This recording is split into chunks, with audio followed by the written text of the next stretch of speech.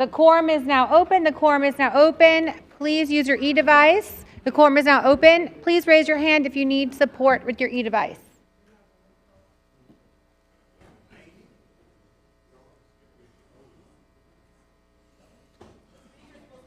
Got 'em.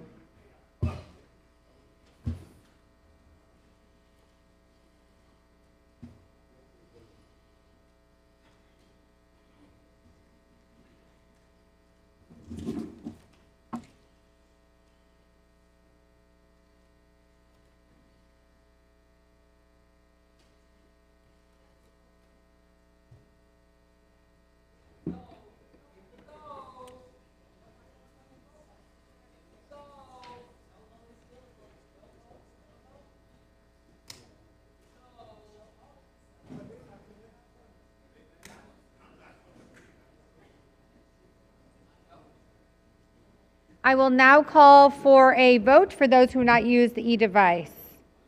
Alderman Hopkins, not in chambers. Alderman Robinson, not in chamber. Oh, Alderman Robinson is here, sorry. Alderman Robinson is present. Alderwoman Coleman, not in chambers. Alderwoman Taylor, not in chambers. Alderman Rodriguez Sanchez, not in chambers. Alderman Vasquez, not in chambers. Alderman Napolitano. Oh, right, got you. Alderman Riley. Alderman Riley is present. Alderperson or Alderwoman Hoppenworth is not in chambers. Your mayor, we have a quorum. Very well, thank you, Madam Clerk. There are 44 members present, so we do have a quorum. There are a number of alders who have requested to participate in today's meeting remotely for reasons stated in Rule 59. Those alders are as following: Alders Rosanna Rodriguez Sanchez, Alder Brian Hopkins, Alder Jeanette Taylor, Alder Andre Vasquez, Alder Lenny Mana Hoppenworth, Alder Marie Hatton. Can I get a motion to approve their participation? Have them added to the roll once they have been verified to be online. Is there a motion? It's been moved. All right, it's been moved. But there is a motion to lay the motion to allow for remote participation. There's a motion to lay the motion of Rule 59 on the table.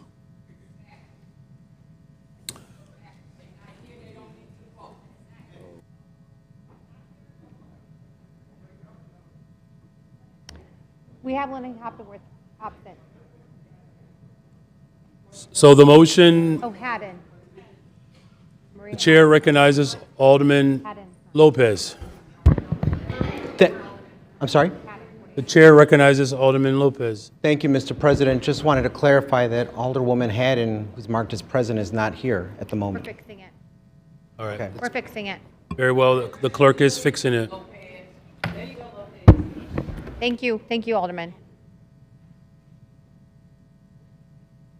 So there are 43 members present, and the motion to lay the motion to allow alders to participate remotely, that motion has been, there's a motion to lay that motion on the table. So if you vote yes, this would essentially mean that these alders will not be able to be allowed to participate in today's meeting remotely. If you vote no, it means you wish to return back to the initial motion to allow for remote participation per Rule 59. Okay, all those in favor to lay, all right, there's a roll call to lay the motion for Rule 59 on the table. Madam Clerk, please make the e-vote application available to the alders. Again, the motion to lay Rule 59 on the table would mean that you do not wish to proceed to allow members of this body to participate remotely. A no vote means you wish to return back to the initial motion to allow for remote participation.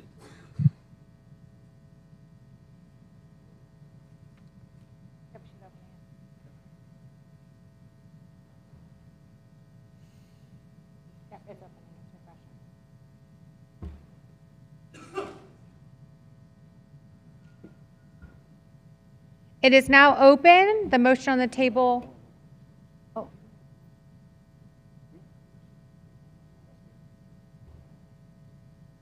Hold on one second.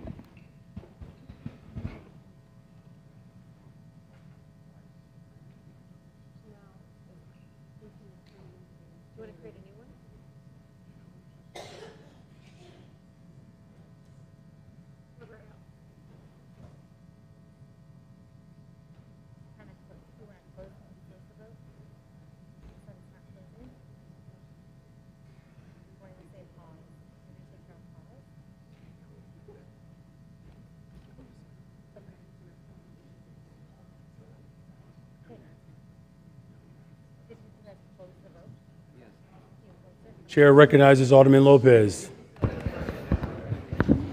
Thank you, Mr. President. I would request that we do the roll call by a voice vote. We're working on the E application now. The clerk is working on it now. Thank you, Alderman Lopez.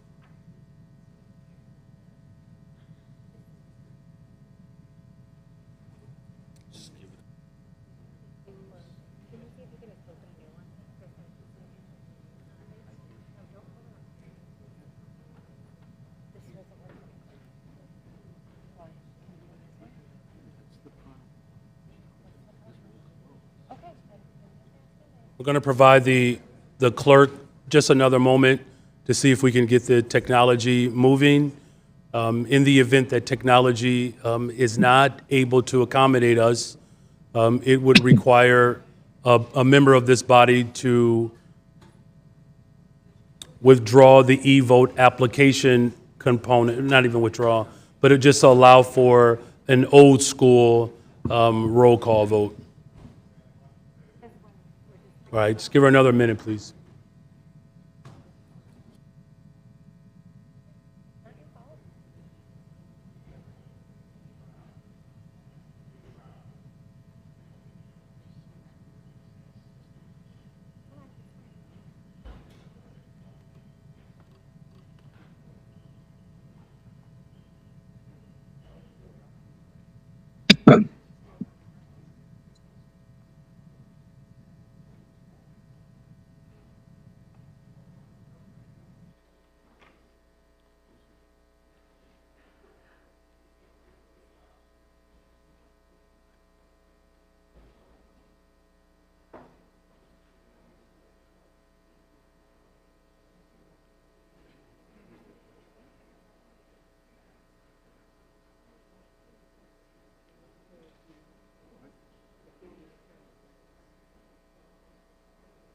So thank you for your patience. We're inevitably going to need this technology, and so we're resetting it now. Just provide just another moment.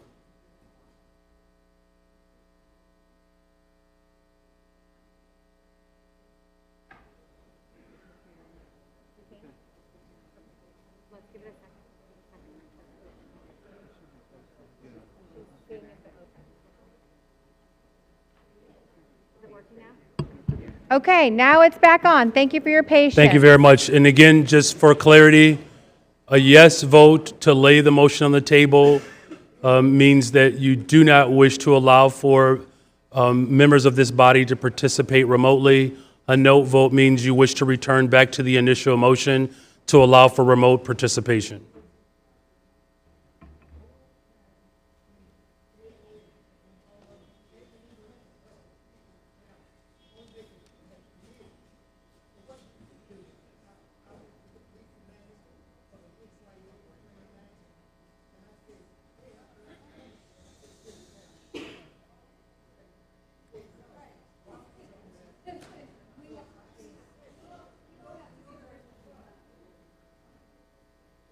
No, she does. Look, she's out. Look.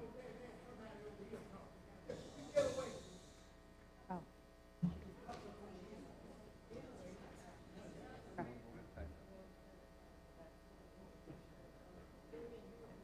Okay. Okay, I will now call on those who have not used the e-device. Alderman Hall. Alderman Hall is a no. Alderman Mitchell. Not present. Alderman O'Shea. Okay. Alderman O'Shea already went through. He said no. Alderman Villegas is already in. Alderman Sposato. Alderman Sposato. Oh, I see yours in. Alderwoman Silverstein. Silverstein is a no. Alderwoman Coleman has just walked in. I see you.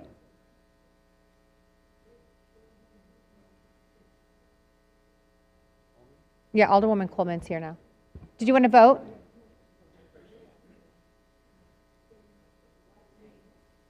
Nay? No? Sorry, Alderman, I couldn't hear you. No? Okay. Alderwoman Coleman is a no. Everyone voted who wished? Okay. The voting is now closed.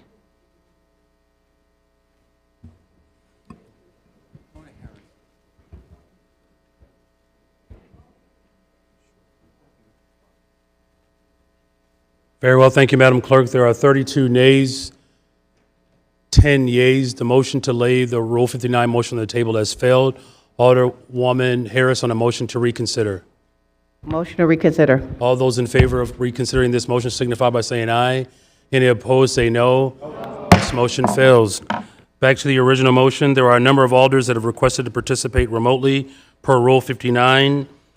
The alders are as following: Rosana Rodriguez Sanchez, Brian Hopkins, Jeanette Taylor, Andre Vasquez, Lindy Mana Hoppenworth, Marie Hatton. Madam Clerk, could you verify their presence before we make the official motion? Yes. Alderman Hopkins, are you there?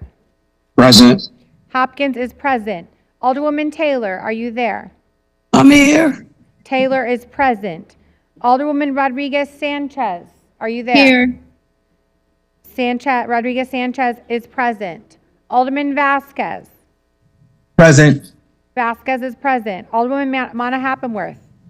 Present. Mana Hoppenworth is present. Alderwoman Hatton. Present. Hatton is present. Thank you. Thank you very much, Madam Clerk. Can I get a motion to approve? It's been moved. All those in favor of this motion to allow for remote participation for the following alders signify by saying aye. Any opposed, say nay. In the opinion of the chair, the ayes have it. Madam Clerk, please add those members to the roll call. They will be added. Very well. This is a portion of the meeting for public comments.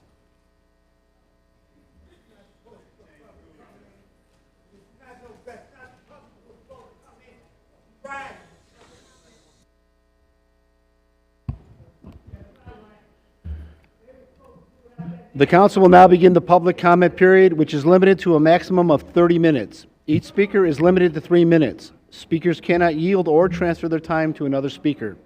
Any written comments that have been submitted will be posted and made available for automatic review. Our first speaker this afternoon is Carol Reyes.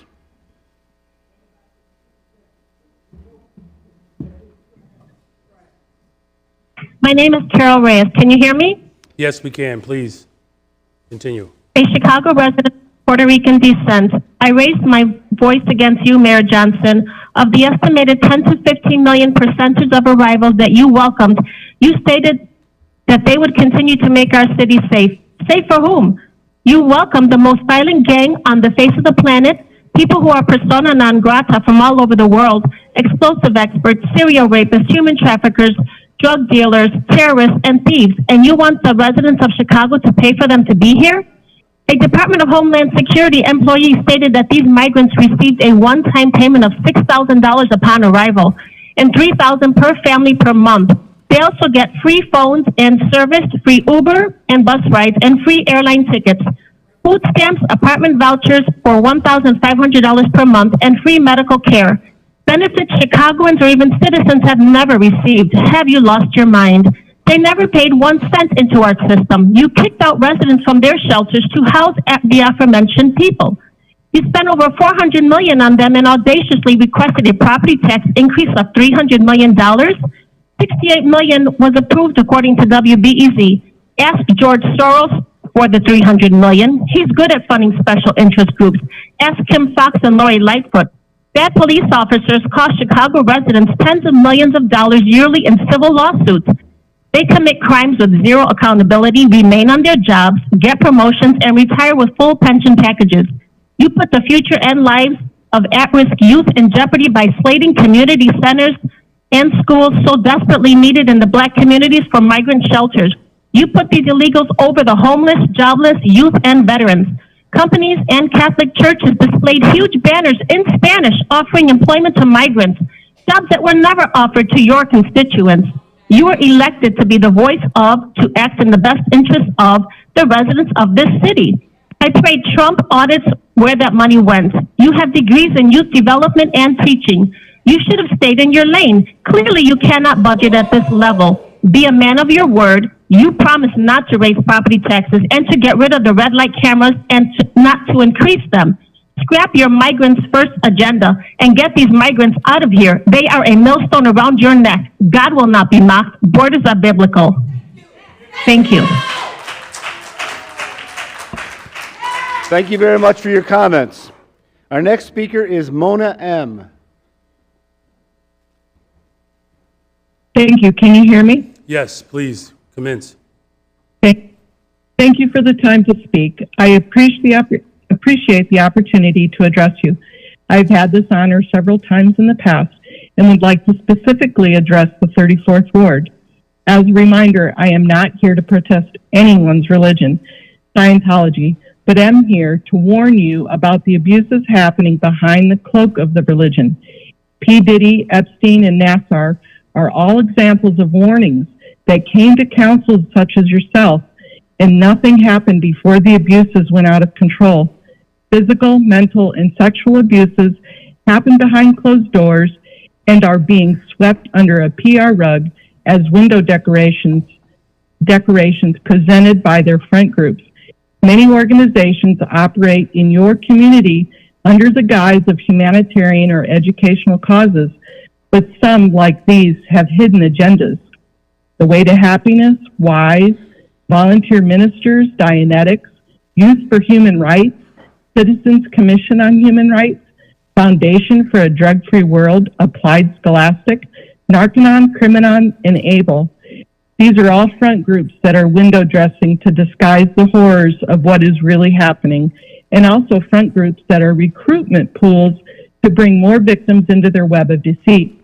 There's a targeted class of people right now, the immigrant population, that are ripe for the pickings, to promise them a pathway to citizenship. But when they are on the payroll, the person's documents are confiscated and held for safekeeping.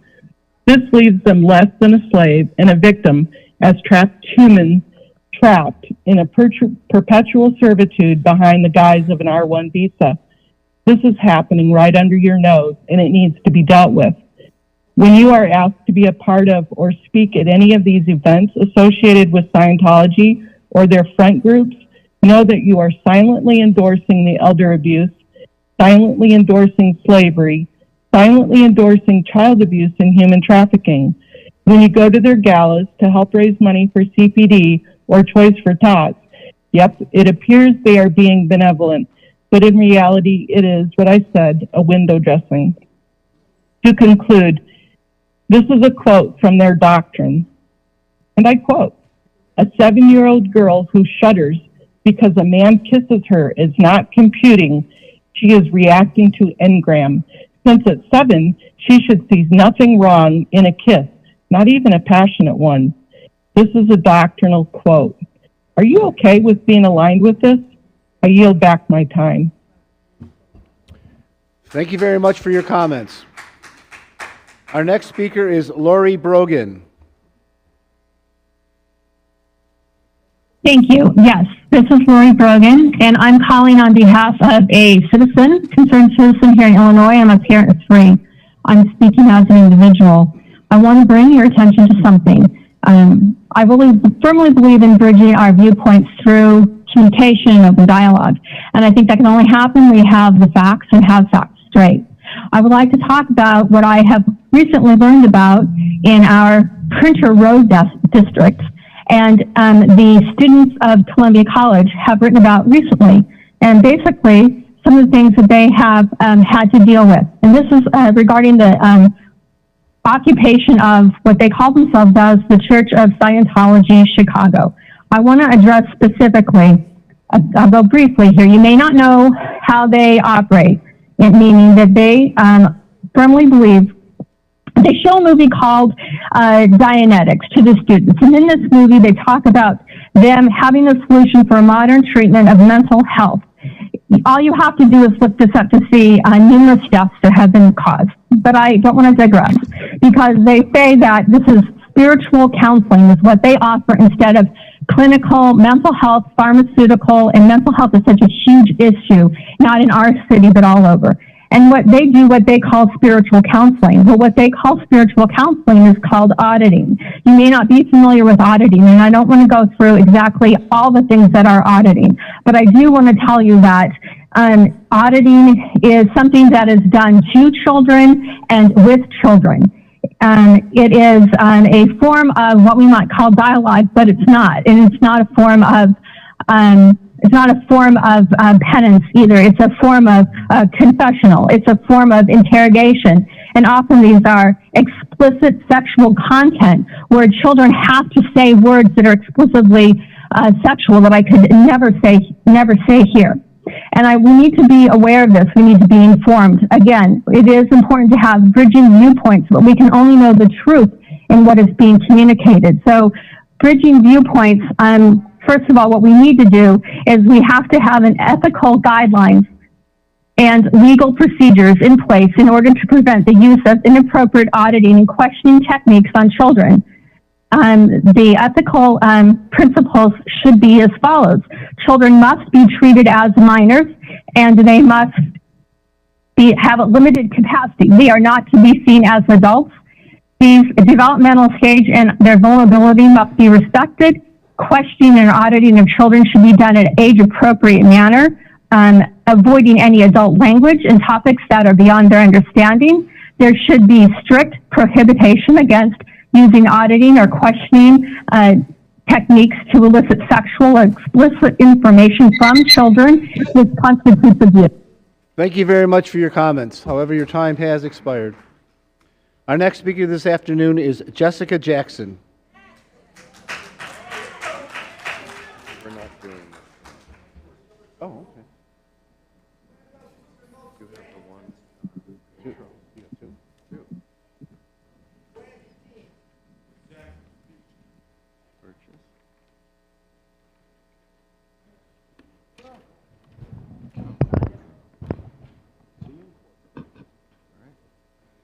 So it has already been determined that you don't follow the United States Constitution.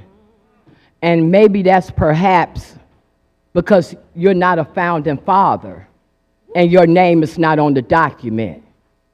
So perhaps if we show you something that your name is on, maybe you'll follow those rules. We got a rules of order and procedure, City Council, City of Chicago, for 2023 to 2027, with your name on it. However, we sit in here all the time and watch you violate our rights. Right. We sit in here all the time and watch you allow City Council to violate our rights. Now, we're going to talk about this budget, about the strange things that's happening. Because, again, your name was on this executive order of May 2023. This executive order for immigration, migrants, and refugee rights. You caused all this money to go to illegal immigrants, not Harold Washington. You going to be held accountable for it. And we want a forensic audit of the money that was spent on illegal immigration. You all are trying to do everything but that, when in fact, that's where all the money went. So anything that you all pass is not genuine. It's not honest. Because you're trying to cover up where our money actually went. Now, it's been some strange voting going on. Let's talk about the fact that Talifero and Lopez, Sergio Lopez, got extra money. Could it be because Byron Sergio Lopez wrote a letter on my behalf to help with my case, and so did Talifero? Could it be that they were told that they could get more votes if they blew my case? Whoa. Now, let's look at Alderman David Moore, who have been in here and listened to me talk about my probate all the time and haven't done anything. Could it be he planning a seminar with Lori and them, while at the same time selling me out? Because he's supposed to be getting a field house for his ward. We got something for you. Fridays, famous Friday, and we got another one. This is Chicago Flip Red. Chicago Red got you too. You got Chicago Red and you got Chicago Flip Red, and both of us getting that. So now, who's gonna be famous Friday? Who are this name real fast? Carlos Ramirez Rosa. Yeah! Thank you very much for your comments. However, your time has expired. Our next speaker is Sharon Abbott.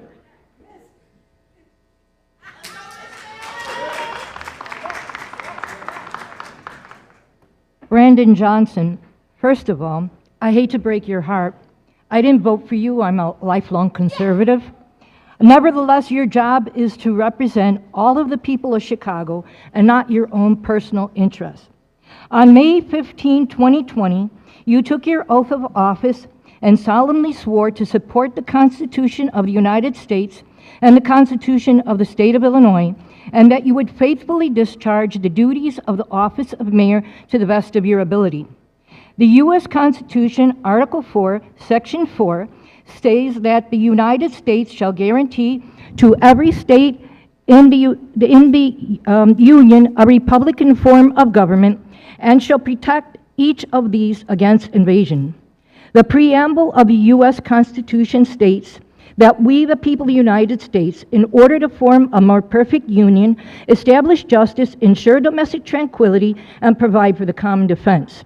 Likewise, the Illinois Constitution reiterates that the people formed our government with its primary role being to ensure domestic tranquility and provide for the common defense.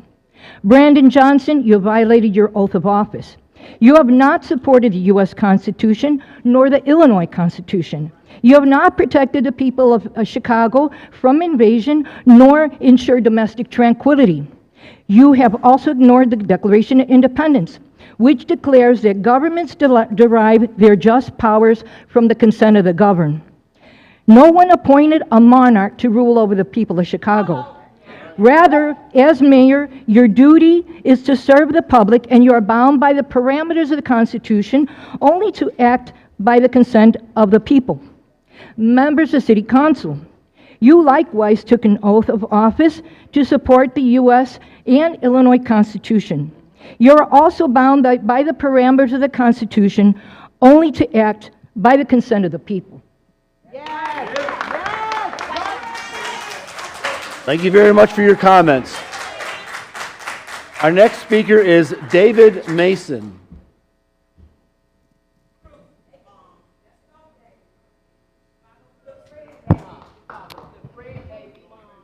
We have to remember history, because the number one thing that we know for certain is that history always repeats itself. So, Mr. Johnson, I know that you can appreciate with me giving you a history lesson with you being a former social studies teacher from Elgin. Well, you plan on going back to the classroom anyway. That was the whole purpose with you taking a leave of absence, right? Well, besides the mental reason. I'm sorry, I wasn't supposed to say that out loud. But let's go ahead and talk about history repeating itself. Let's talk about taxation. Chicago has a tax for everything. Water tax, grocery tax, tourist tax, hotel tax, bag tax, liquor tax, cigarette tax, the highest sales tax in the country by far, parking tax, surcharge of downtown parking, property lease tax, and streaming tax. The only thing that you all don't have a tax for yet is oxygen tax. And the only reason why you don't have a tax for that just yet is because you ain't figured out how to do it yet. But let me not speak too soon, because you probably might actually think it's a good idea and you're going to try to write it down. So let's go ahead and talk about, let's not forget about the good old sugar tax. Y'all remember y'all used to back in 2016 and you go to your favorite grocery store and you buy your favorite 24 pack of pop, well, you paying more taxes on that pop than what the actual cost of it is. What you didn't know is that your buddy Brandon Johnson voted for that sugar tax. So it's not a surprise that he wants to pour a $40 million line of credit and put the city in even more debt than what we already are with the $1.2 billion deficit. But it's your fault that because you gave half the money to illegals. Also, it's lazy government is what you call it. So let's not forget that we gotta watch these politics.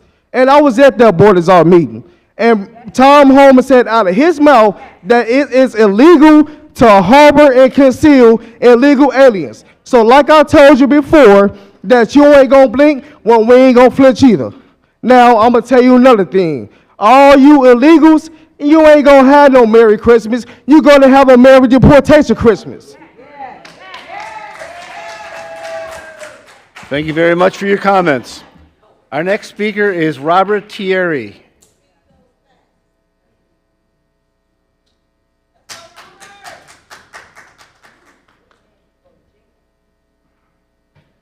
Hello, thank you for letting me have this opportunity to speak. My name is Robert Thierry. In 2017, I became homeless and disabled. But this year, there was an October 7th attack on two of Chicago's homeless people. Mr. Paul Williams and David Swick were both executed for being homeless, and David Swick was also disabled. I was protesting because homeless lives matter. On November 14th, I was attacked by the owner of the J.J. Fish. I have video footage on my cell phone. I did not fight back. They made a false report on me saying that I assaulted them. I was told I could not press charges because I was the assailant on the false report. So November 21st, I went to headquarters at a town hall meeting. And the next day, November 22nd, a detective was assigned. I kept calling him. I didn't get through to him till November 26th. I requested him to look at the video footage at Nikki's across the street from 7828. Actually, 7829 is Nikki's address. He said he would get back to me on Saturday. I didn't get back to him. I had to call him on December 2nd. And I sent him my video on my cell phone. And again, I requested him to look at the video footage at the Nikki's. But instead, he went to J.J. Fish and called me on December 6th. He called me. He told me to go talk to the owner of Nikki's, that the owner wants to make amends with me. And I told him no, I wasn't going to do that. He then said, if you don't drop the charges against him, then I will arrest you for harassing the owner of J.J. Fish. I said, no, I want to press charges, and I want to go order of protection on him. He hung up the phone on me. J.J. Fish shows a history of total disregard for human life and violence against disabled citizen of Chicago. Please look into this matter and shut down J.J. Fish at 7828 South Western Avenue. Thank you. Thank you very much for your comments. Our next speaker is the Chicago Conservative.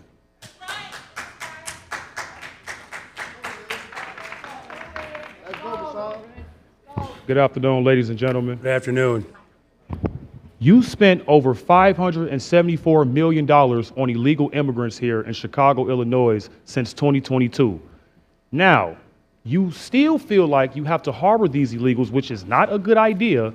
And in my personal opinion, I don't think it's a good idea to challenge Tom Homan on this because he's trying to clean up our cities, Mr. Brandon Johnson. Now, let me just remind everybody here that Brandon Johnson is terrible with the budget. How is this $40 million credit line is going to work exactly? Because the key word is credit. So how much will we be using from this $40 million? And the real question is, how much will we be paying back? Now, you want to sit here, you and J.B. Pritzker want to puff out your chest and fight Tom Homan. We need Tom Homan here in Chicago. We need Donald Trump. And I don't want to see people like Pam Bundy and Kash Patel, haul you up out of here and become prosecuted. I don't want to see that happen. But they will do their job if they have to, Brandon Johnson. Now, we are $1 billion in debt. That's absolutely insane. Kamala Harris, she spent $1 billion on her campaign less than a year, and she's $20 million in debt. So it's looking like Democrats are bad with money. Now, you ignored me for 10 to 15 seconds last time I was speaking, and I really did not appreciate that at all. But I got a Christmas present for you. Let's remind the people of Chicago that Brandon Johnson spent $32,000 in campaign funds on haircuts and makeup. So I got an early Christmas present for you, Brandon Johnson. This is some makeup for you right here. You got some rouge. You got the makeup brush right there, so you can save this people some money, for crying out loud. Now, let me tell you people, I'm going to be serious here. We need to start voting different in these cities like New York and Chicago. Stop voting these people in. It's not Democrat versus Republican anymore. It is populist versus establishment. It is the populist versus the establishment. Stop letting them trick you into the race baiting when it comes to Brandon Johnson. Oh, black people need help too. Trump want to hurt black people. What are you talking about? We're legal here. We are legal. Now, I'm trying to be nice about this, and Mr. Brandon Johnson, I do respect you in a little bit of way because you're trying the best that you can. I really want to believe that, but listen, man, you got a 14% approval rating, so the people is looking like they're telling you that you're fired, man. So I'm just humbly asking you, Brandon Johnson, to please come up with something that's reasonable by the end of this year, because I don't want to see a government shutdown, Mr. Brandon Johnson. Please do your job. I don't care if you're black. Chicago needs to get rid of DEI. I don't care if you're black. Can you do the job? Can you do the job, Mr. Brandon Johnson? And it's looking like you can't do the job. So please don't fail us. Thank you very much for your comments. Your Honor, there are no further speakers who have timely signed up for the public comment period. Very well, thank you. Okay. Sergeant at Arms, please restore order.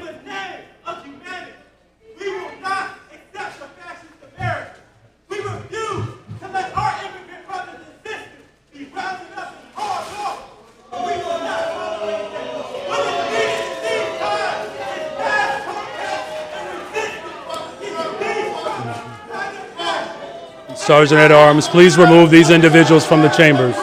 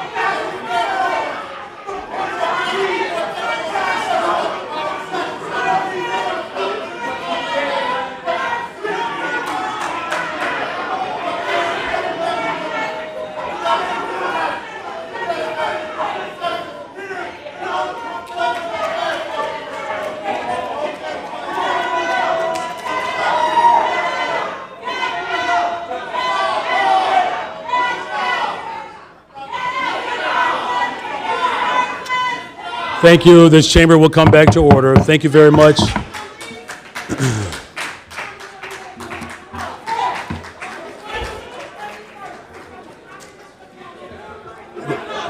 Members of the public, please.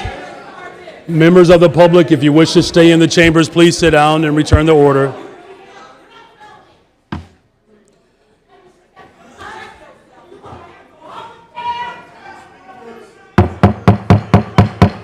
Members of the public, if you wish to remain in the chambers, thank you very much. Though there are, if those in the audience, if you cannot restrain yourself, I will respectfully ask that the Sergeant of Arms remove you. There are no resolutions for today. However, the 15th Ward former alderperson, 1986 elected, former alder Marlene Carter, who has passed away, I would ask that this body take a moment of silence in her honor.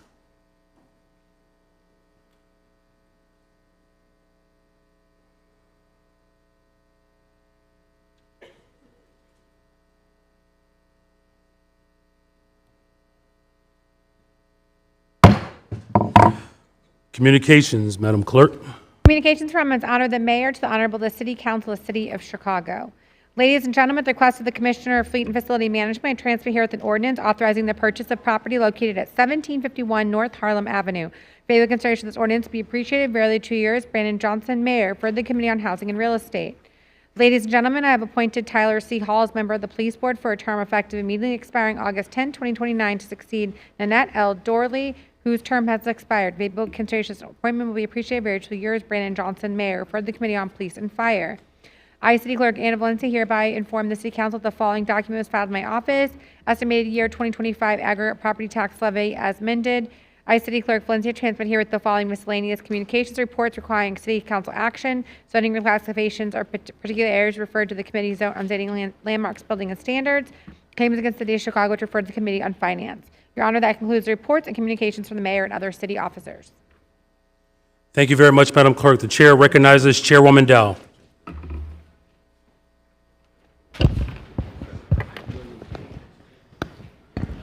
Mr. President, I was asked to be recognized at the agreed calendar, but I can do my recognition here for the life of Bob Love, who passed away. Oh, very well. Thank you, Madam Chair. My apologies. Chair recognizes all.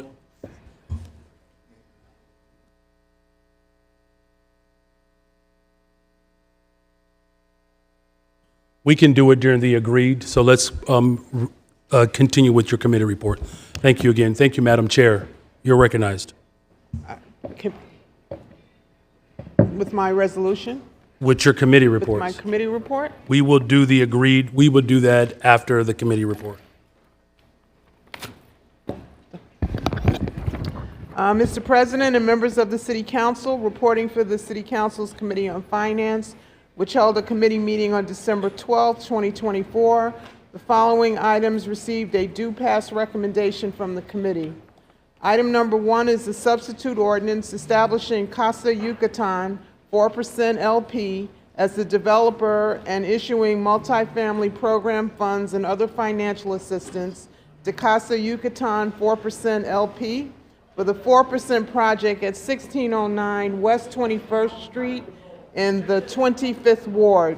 Mr. President, unless there's someone who wishes to speak on this item, I move passage of this item by a roll call vote. Very well. Thank you, Madam Clerk. Could you please offer up the e-application for the alders to cast their vote for the first item?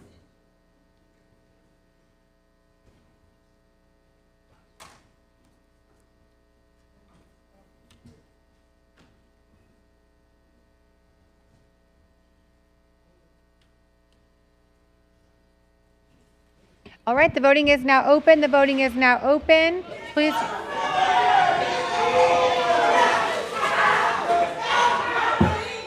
Thank you. Please restore order.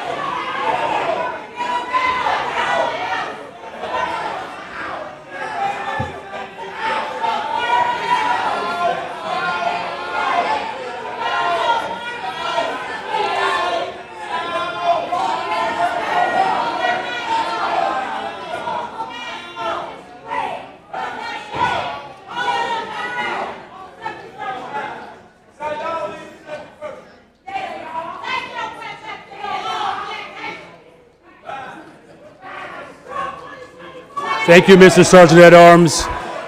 This chamber will come back to order. I would ask that the members of the public to stop shouting and to have a seat.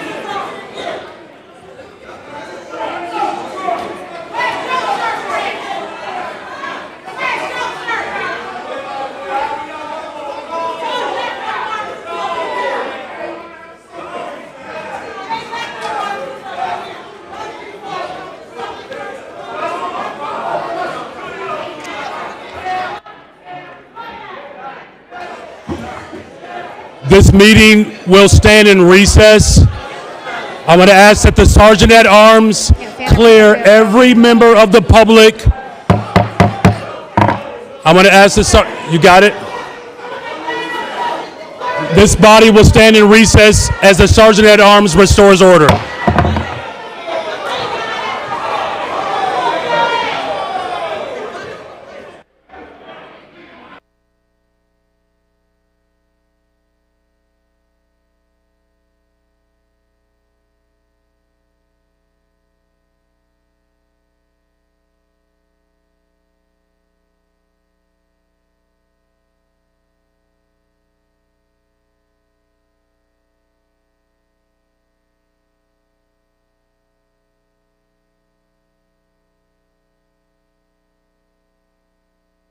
Can I have your attention, please? Ladies and gentlemen, please go to your closest exit. Follow the directions of the officers. Please direct the people to the exit.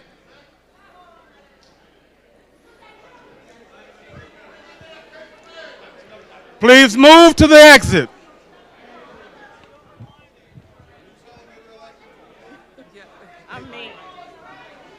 You all right? Yeah, they want to know if you want the people with the gangs arrested.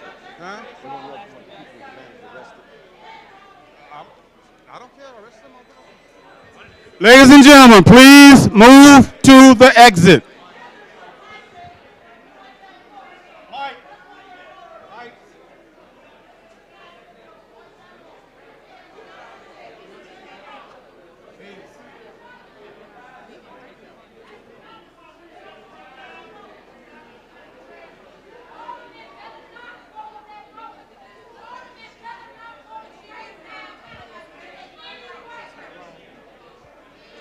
Ladies and gentlemen, please move to the closest exit.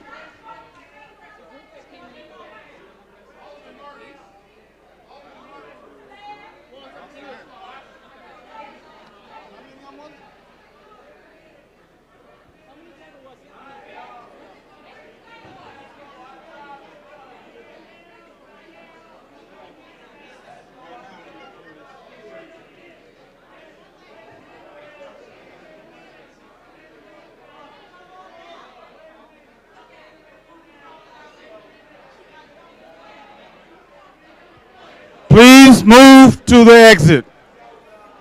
Please move to the exit.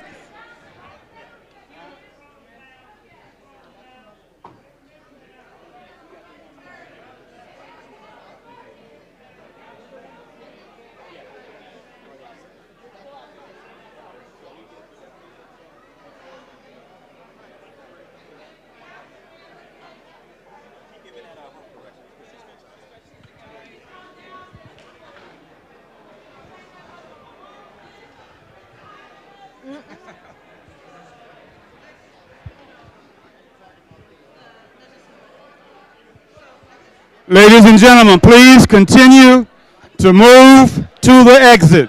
Please follow the directions of the officers. Please move to the exits. Thank you.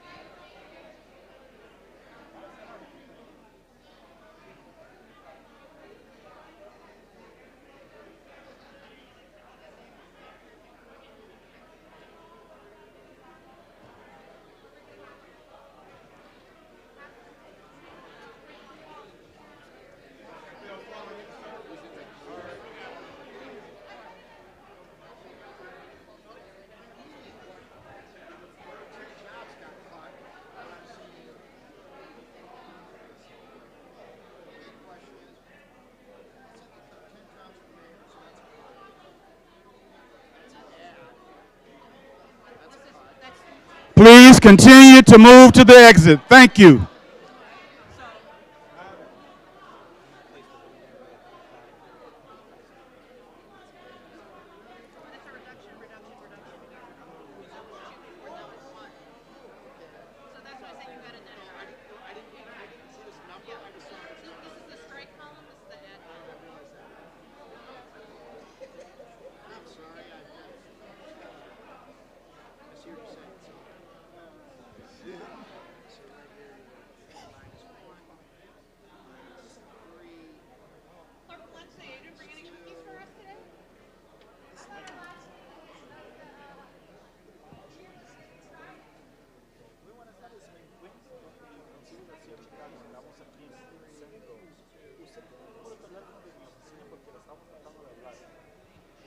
Please continue to move to the exit.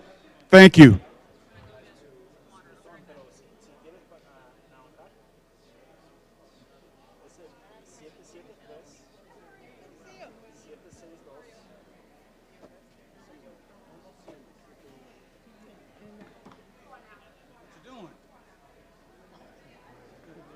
on, man. You see, you coming, everybody wants to come. Hurry up. Go. Come on, let's.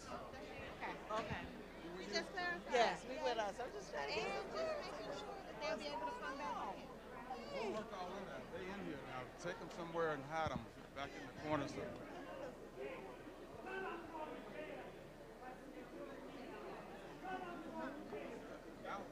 Don't stand there. Go.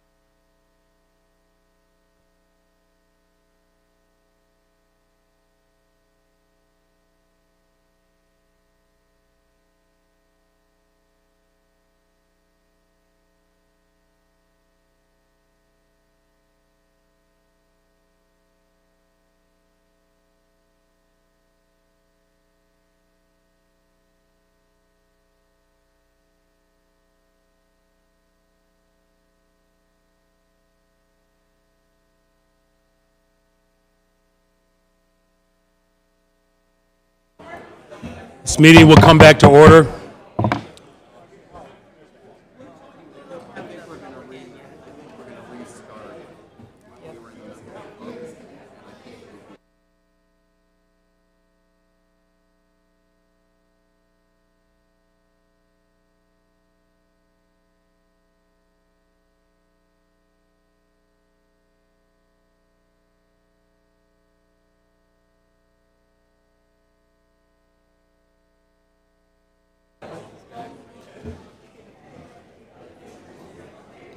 This meeting will come back to order.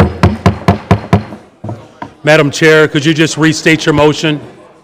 The chair recognizes Chairwoman Dow. Please restate your motion, please. Yes, thank you, Mr. President. Unless someone wishes to speak to this item, I renew my motion for passage of this item, the first item on the Finance Committee agenda, by a roll call vote. Very well, thank you, Madam Chair. Members, please use your e-vote application to record your vote at this time. It's going to come back up. Refresh your devices, please. Please refresh your devices and a new vote will pop up. Give 1 second, it's opening. Okay, refresh your devices and it is now back open. Raise your hand if you need help. Refresh your device.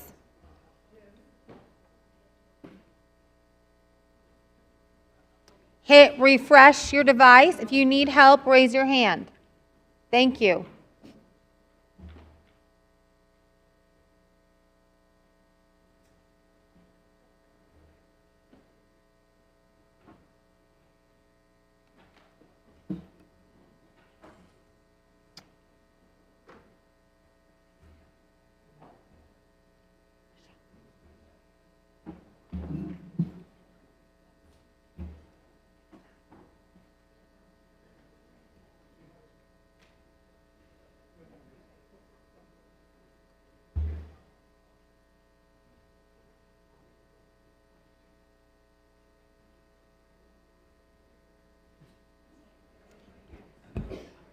Alderman Hopkins. I will now call for those who have not voted yet using their e-device. Alderman Hopkins. Alderman Hopkins votes aye. Hopkins is a yes. Alderman Mitchell. Mitchell is a yes. Alderman O'Shea. O'Shea is a yes. Alderwoman Taylor. Yes. Alderwoman Taylor is a yes. Alderman Mosley. Mosley is a yes. Alderman Rodriguez. Rodriguez is a yes. Alderwoman Rodriguez Sanchez. Aye. Rodriguez Sanchez is a yes. Alderman Vasquez. Aye. Vasquez is a yes. Alderwoman Mana Happenworth. Yes. Mana Happenworth is a yes. Alderwoman Haddon. Alderwoman Haddon. Yes, but I already marked it. Haddon is a yes. The voting is now closed. Thank you, Madam Clerk. There are 50 yeas, 0 nays. This motion passes. Alderman Mitchell on the motion to reconsider. Mr. President, motion to reconsider the All vote. those in favor of reconsidering this vote signify by saying aye. Any opposed say no. This motion fails. The chair recognizes Chairwoman Dow. Thank you, Mr. President. Item number 2 is the substitute ordinance establishing Casa Yucatan LP as the developer and issuing multifamily program funds and other financial assistance to Casa Yucatan LP for the 9% project at 1609 West 21st Place in the 25th Ward. I move passage of this item by the first most favorable roll call vote of the Committee on Finance and the associated unsuccessful motion to reconsider. Hearing no objections, so ordered. Item number 3 is an ordinance concerning the porting of tax increment financing funds from the Cicero Archer and Midway Industrial Corridor TIFs into the Cicero Stevenson TIF in connection to the proposed redevelopment of Leclerc Courts North at 4400 South Cicero Avenue in the 22nd Ward. I move passage of this item by the same motion. Hearing no objections, so ordered. Item number 4 is an ordinance amending the authorizing ordinance for a redevelopment agreement with Hudson Michigan Avenue Owner LLC to provide tax increment financing funds for improvements at Hudson House at 2222 South Michigan Avenue in the 3rd Ward. I move passage of this item by the same motion. Chair recognizes Alderman Lopez. Thank you, Mr. President. I wish to be recorded as a no on this item. Very well. Hearing no other objections, so ordered. Item number 5 is an ordinance amending the authorizing ordinance for a redevelopment agreement with BR Congress Owner LLC and Congress Theater NFP to provide tax increment financing funds for improvements at the Congress Theater at 2135 North Milwaukee Avenue in the 1st Ward. I move passage of this item by the same motion. Hearing no objections, so ordered. I withdraw my so ordered with leave of the body. Chair recognizes Alderman Lopez. I wish to be recorded as a no on Despite this the item. division, hearing no objections, so ordered. Again. Items 6 through 13 are ordinances concerning amendments to the various tax increment financing redevelopment plans and projects to revise the expiration dates to the Inglewood Neighborhood TIF in the 6th, 16th, 17th, and 20th wards, the Lawrence Kedzie TIF in the 33rd and 39th wards, the Lake Calumet Area TIF in the 7th, 9th, and 10th wards, the Central West TIF in the 27th and 34th wards, the South Chicago TIF in the 7th and 10th wards, the Lawrence Broadway TIF in the 46th, 47th, and 48th wards, the Belmont Central TIF in the 30th, 31st, and 36th wards, and the 63rd and Pulaski TIF in the 13th and 23rd wards. I move passage of these items by the same motion. Chair recognizes Alderwoman Haddon. No objection to this item, but I do have a quick comment. Thank you, Mr. President. I am participating remotely, and I was notified by the clerk's team that some of my colleagues are concerned that somebody other than me is voting. Our fantastic ELM system, once you guys approve Rule 59, does allow for us to log into our ELM system and do this. So I just wanted to reassure the body, I am here, I am listening, I am participating, and I am the only one casting my votes. Thank you, Mr. President. You're welcome. The chair recognizes Alderman O'Shea. We know that's her. Yes. Chair recognizes Clerk Valencia. I just wanted to clarify here, because my team did talk to Alderwoman Haddon. Just so you know, the technology does allow you, we have not turned it on for committees to vote or for the council because our rules state that you have to do a voice vote. And so until the rules change, I have to call on every single person that hasn't, when you're remote, you have to vote by voice remotely as well, because until we change the rules, you cannot use that function. So although Alderwoman Haddon, you're very savvy and you're the one who figured out how to use it remotely, the rules do not state that we have that authority to do it by that way. So that's why I have to ask for a voice vote, just to clarify. Very well. Thank you, Madam Clerk, for those items that have been moved up to number 14, if you're keeping score. Hearing no objection, so ordered. Thank you, Mr. President. Item number 14 is a substitute ordinance introduced by Alderman Ray Lopez and Alderman Pat Dowell. Oh, my goodness. Amending Municipal Code Chapter 1 through 19, subjecting all recipients of settlements or payments of claims to indebtedness check by City Comptroller. I move passage of this item by the same motion. The chair recognizes Alderman Lopez. Thank you, Mr. President. And just to confirm that I have not taken leave of my senses, yes, Alderman Dowell and I have put this forward together to codify something that she has already been doing as Chairman of Finance, for which we all should be thankful, and that is working with the City Comptroller to ensure that those who are getting settlement funds from the City of Chicago have paid their debts to the City of Chicago. And I would ask our favorable consideration of this item. Thank you. Well, hearing no objection, so ordered. Item number 15 is a communication transmitting reports of cases in which verdicts, judgments, or settlements were entered into for the month of October 2024 and November 2024. This will be placed on file with the clerk. Items number 16 and 17 consist of orders of authorization for the payment of various small claims against the City of Chicago and denials of payments of various small claims against the City of Chicago. If there are no objections, I move that these items be placed for passage in the omnibus. Hearing none, so ordered. Items number 18 are two proposed orders authorizing charitable solicitation on the public way for Planned Parenthood Federation of America citywide from January 1st, 2025 through June 30th, 2025, and the American Civil Liberties Union citywide January 1st, 2025 through June 30th, 2025. These will be placed on file with the clerk. That concludes my report. Thank you, Madam Chair. The Chair recognizes Chair Villegas for his report on Committee Economic Capital and Technology Development. Good afternoon, Mr. President. Good afternoon. Members of the City Council. Reporting for the Committee on Economic Capital and Technology Development, which met on Monday, December 9th. The committee held a meeting which was recessed and reconvened on Thursday, December 12th. At these meetings, the following items were recommended for passage.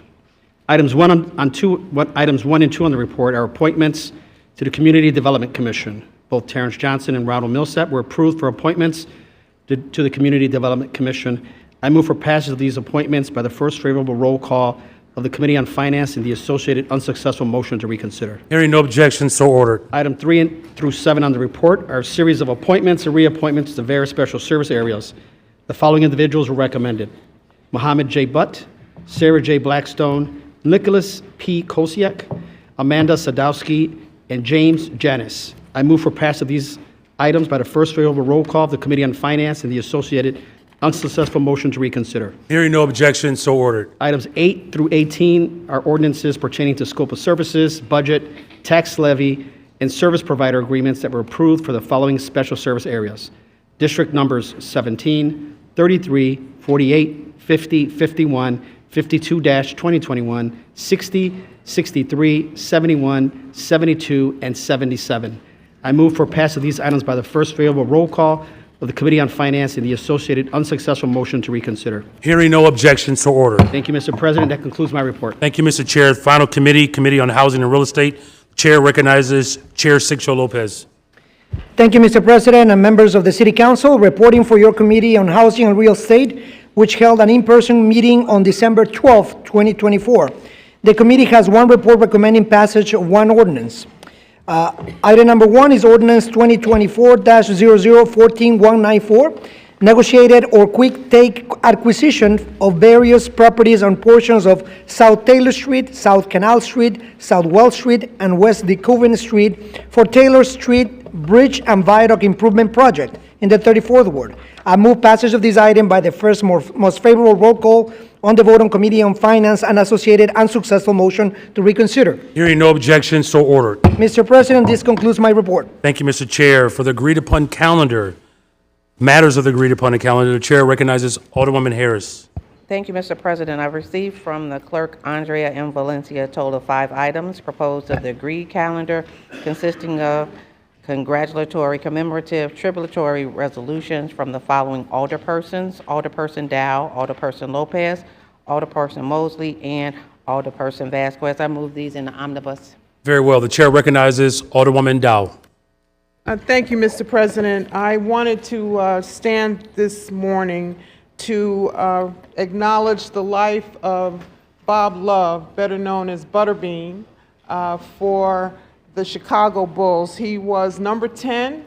He was a catalyst for the Chicago Bulls. And if you ever go to the United Center and you look up, his jersey is hanging in the rafters. He was well known within the city of Chicago, having visited a number of schools and just talking to people, uplifting the city, uplifting young people. And he died on November 18th. And so I wanted to just acknowledge his contributions to the city. Thank you, Mr. President. Thank you, Alderwoman Dow. Hearing no objections and no other hands, so ordered. Now for new business, the clerk will read the wards beginning with the first.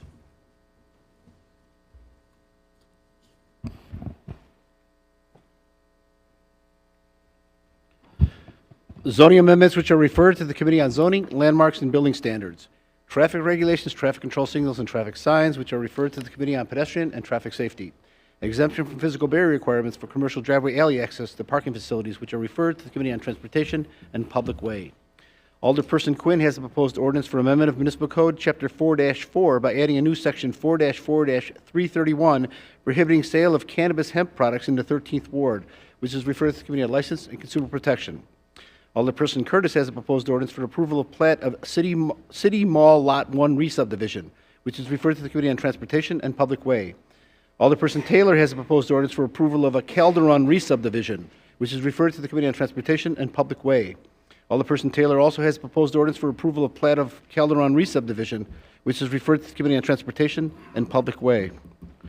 Alderperson Mosley has a proposed ordinance for amendment of Municipal Code, Section 4-60-023, to disallow additional package goods licenses on portions of West 115th Street, which is referred to the Committee on License and Consumer Protection. Alderperson Irvin has a proposed ordinance for amendment of Municipal Code, Sections 4-60-022 and 4-60-023, to allow additional alcoholic liquor and packaged goods licenses on portions of West Cermak Road, which is referred to the Committee on License and Consumer Protection. Alderperson Telefiero has a proposed ordinance for the correction of the City Council Journal of Proceedings of February 21st, 2024, which is referred to the Committee on Committees and Rules. Alderperson Ramirez Rosa and others have proposed ordinance for the Chicago Commission on Human Relations directed to establish working group to address issues impacting BIPOC, transgender, and gender diverse communities in the City of Chicago and Cook County, which is referred to the Committee on Health and Human Relations. Alderperson Villegas has a proposed resolution to call for hearings on the implementation of enterprise resource planning technology systems, which is referred to the Committee on Economic, Capital, and Technology Development. Alderperson Villegas also has a proposed ordinance for amendment of Municipal Code, Section 2-92-955, to permanently establish veteran-owned small business participation gold program, which is referred to the Committee on Contracting Oversight. Alderperson Lawson has a proposed ordinance for amendment of the annual appropriation ordinance to transfer funds within the 44th Ward automatic expense account, which is referred to the Committee on the Budget and Government Operations. Your Honor, that concludes the presentation of automatic introduction. Very well. Thank you very much. The chair recognizes Chairman Irvin for unfinished business. Mr. President, Alderman Dow and I have noticed and filed various items of unfinished business with the clerk pursuant to Rule 41 pertinent to the consideration and passage of the 2025 budget. They are as follows. Number one, the Code Corrections Ordinance. Number two, a series of proposed corrections and revisions to the 2025 budget recommendations and text portion. Number three, the 2025 Annual Appropriation Ordinance as amended. Number four, the Substitute Management Ordinance. Number five, the Motor Fuel Tax Funds Allocation Ordinance. Number six, the Motor Fuel Tax Allocation Intergovernmental Agreement with Chicago Transit Authority and Cook County. Number seven, the Salary Resolution. Number eight, the Substitute Revenue Ordinance and Property Tax Levy.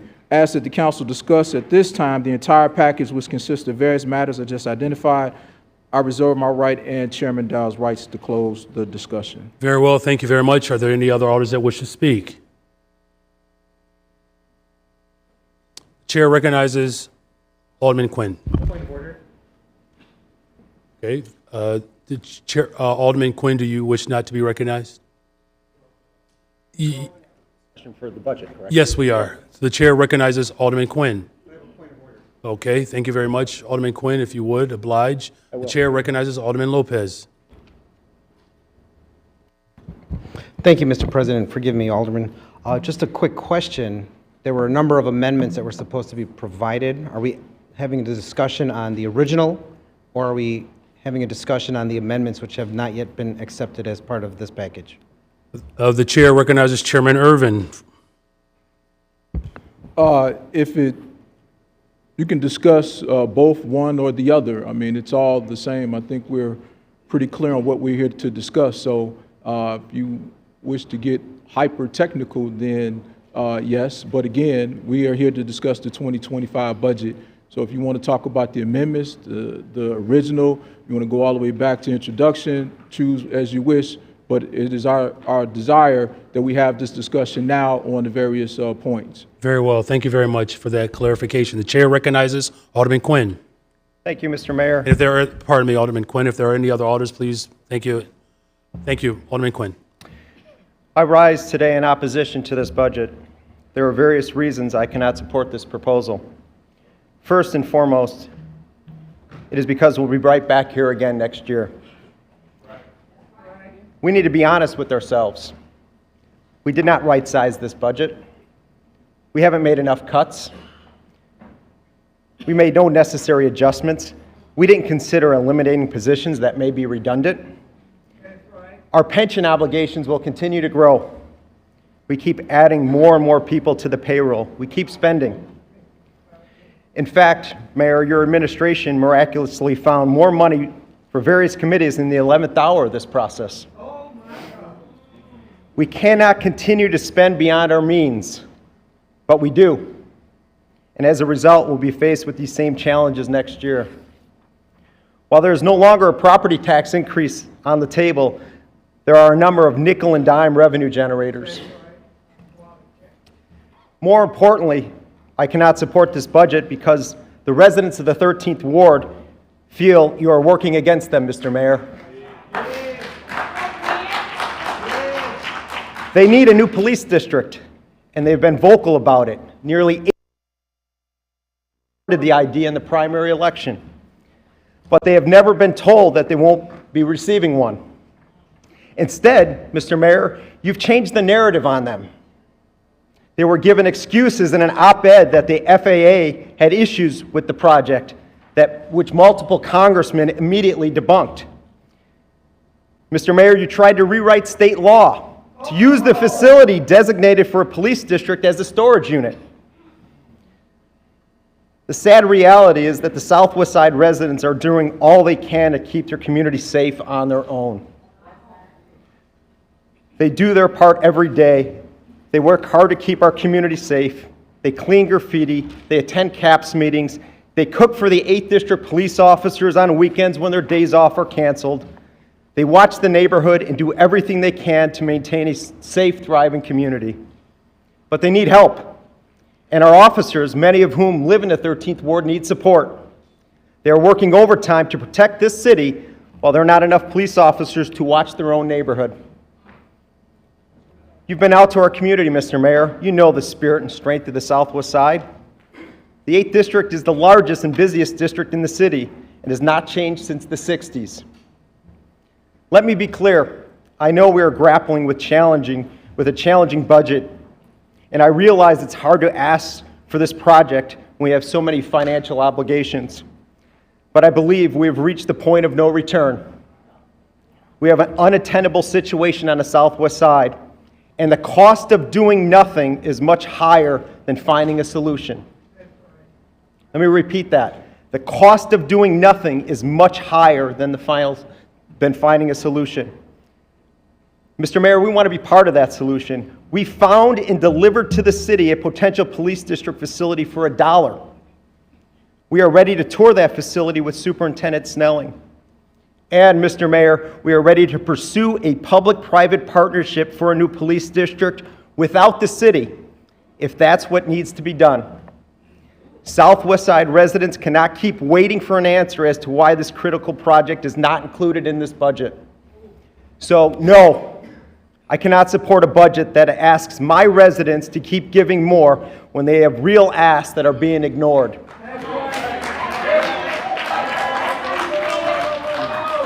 I will always stand with the 13th Ward residents, and today I will vote no on a budget that does not support them. Thank you, Mr. Mayor. Thank you. The chair recognizes Alderman Bill. Thank you, Mr. President. Mr. President, I too rise to voice my opposition to this budget for numerous reasons. Last year, I spoke out vocally that we had a fictitious budget for this year. That budget materialized a $232 million shortfall after we spent hundreds and hundreds of millions of dollars on migrants. I too, like my colleague, cannot support a budget that does not reflect support for my community. And before I get started, I just want to acknowledge and commend the 15 aldermen who stood up and stopped the property tax train wreck.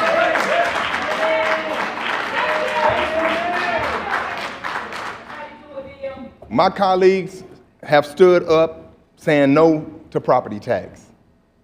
And we, with the support of everybody in this room, sent a message 50-0 that we did not want property tax. Yeah. Since then, we miraculously just, voila, went to 150. And you all rejected the 150. We went to 68. Now, miraculously, voila again. We go to 0. However, in order to get to 0, we are fining and feeing the people of the city of Chicago to death. The people have said clearly that we want cuts and efficiencies. Cuts and efficiency is what the people have been asking for. But no, we want to ignore what the people are saying. You all hear it in your communities. And I'm going to tell you, I know your phones are blowing up. I know you're getting calls from your residents. I know when you go to the grocery store, the people are telling you to vote no. But to ignore the will of the people, you all, is something that everybody in this room is going to have to reckon with in a couple of years. And so when you're staring down an opponent that is saying, I don't care, I'm going to make sure that I vote in the best interest of my community, you're going to have problems. Because when you look in your community in the eye and say, I sold my vote for a little bit of this and a little bit of that, with a letter here and give me a letter there committing extra resources that we know we don't have. Now, I'm going to tell you, I told most of you all a couple of years ago when the former mayor promised you all this infrastructure for your vote. Where's the infrastructure? Where's the infrastructure? But you gave your vote away 2 or 3 times over the same promise. Now, the definition of insanity is doing the same thing over and over again, expecting a different result. Well, the result ain't no different. We have no money. The people have no more money. And they're just asking for cuts and efficiencies, y'all. This budget has increased $5 billion in 4 years. That's bloat. That's bloat, and that's more bloat. We need to cut it. That's what the people are asking for, and that's all we've been trying to do. Now, people have been trying to change the narrative saying that, we want layoffs and services are going to be cut, police are going to be laid off, firemen are going to be laid off. Really, y'all? Do you all ever think for 1 minute that anybody in this body will allow police and fire to be laid off, to have streets and sand to be laid off, to have the different departments to be laid off? No. We cannot go for the scare tactics. That's all they are. The boogeyman is coming if you don't do what I tell you to do. So we have to stop this train wreck. We have to stop this spending. We have to continue to fight for our people who have elected us to do the right thing, which we are not doing today. Okay? It's easy. Yes, I know it's easy to go along just to get along. That's easy. But you know what? It takes leadership, it takes guts, and it takes dedication to fight for what's right. That's what we have to do, y'all. We have to fight for what's right. Now, we've asked for different things in this budget. Alderman Riley and the group sent a letter to the budget director asking point blank for information. Now, state law says we have to get our information from the budget office. Well, if we can't get the truth and get the right numbers from the budget office, how are we going to make an educated decision on what's best for the people of the city of Chicago? If we cannot get the right information or get false information, made up information, how can we make a solid decision on what's right?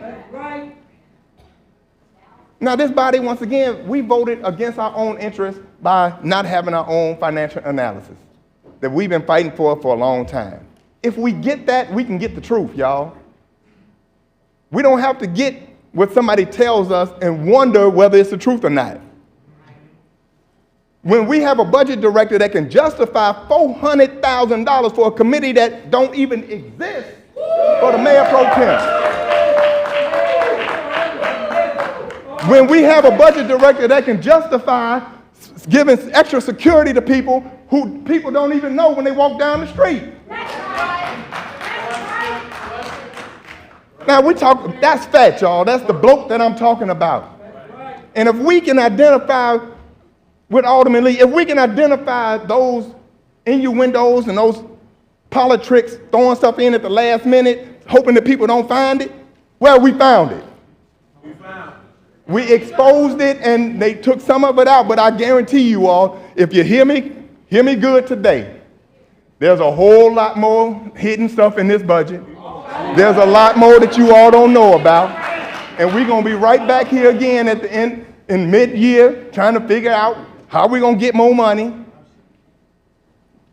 So I'm just imploring you all, for once, stand up and do the right thing.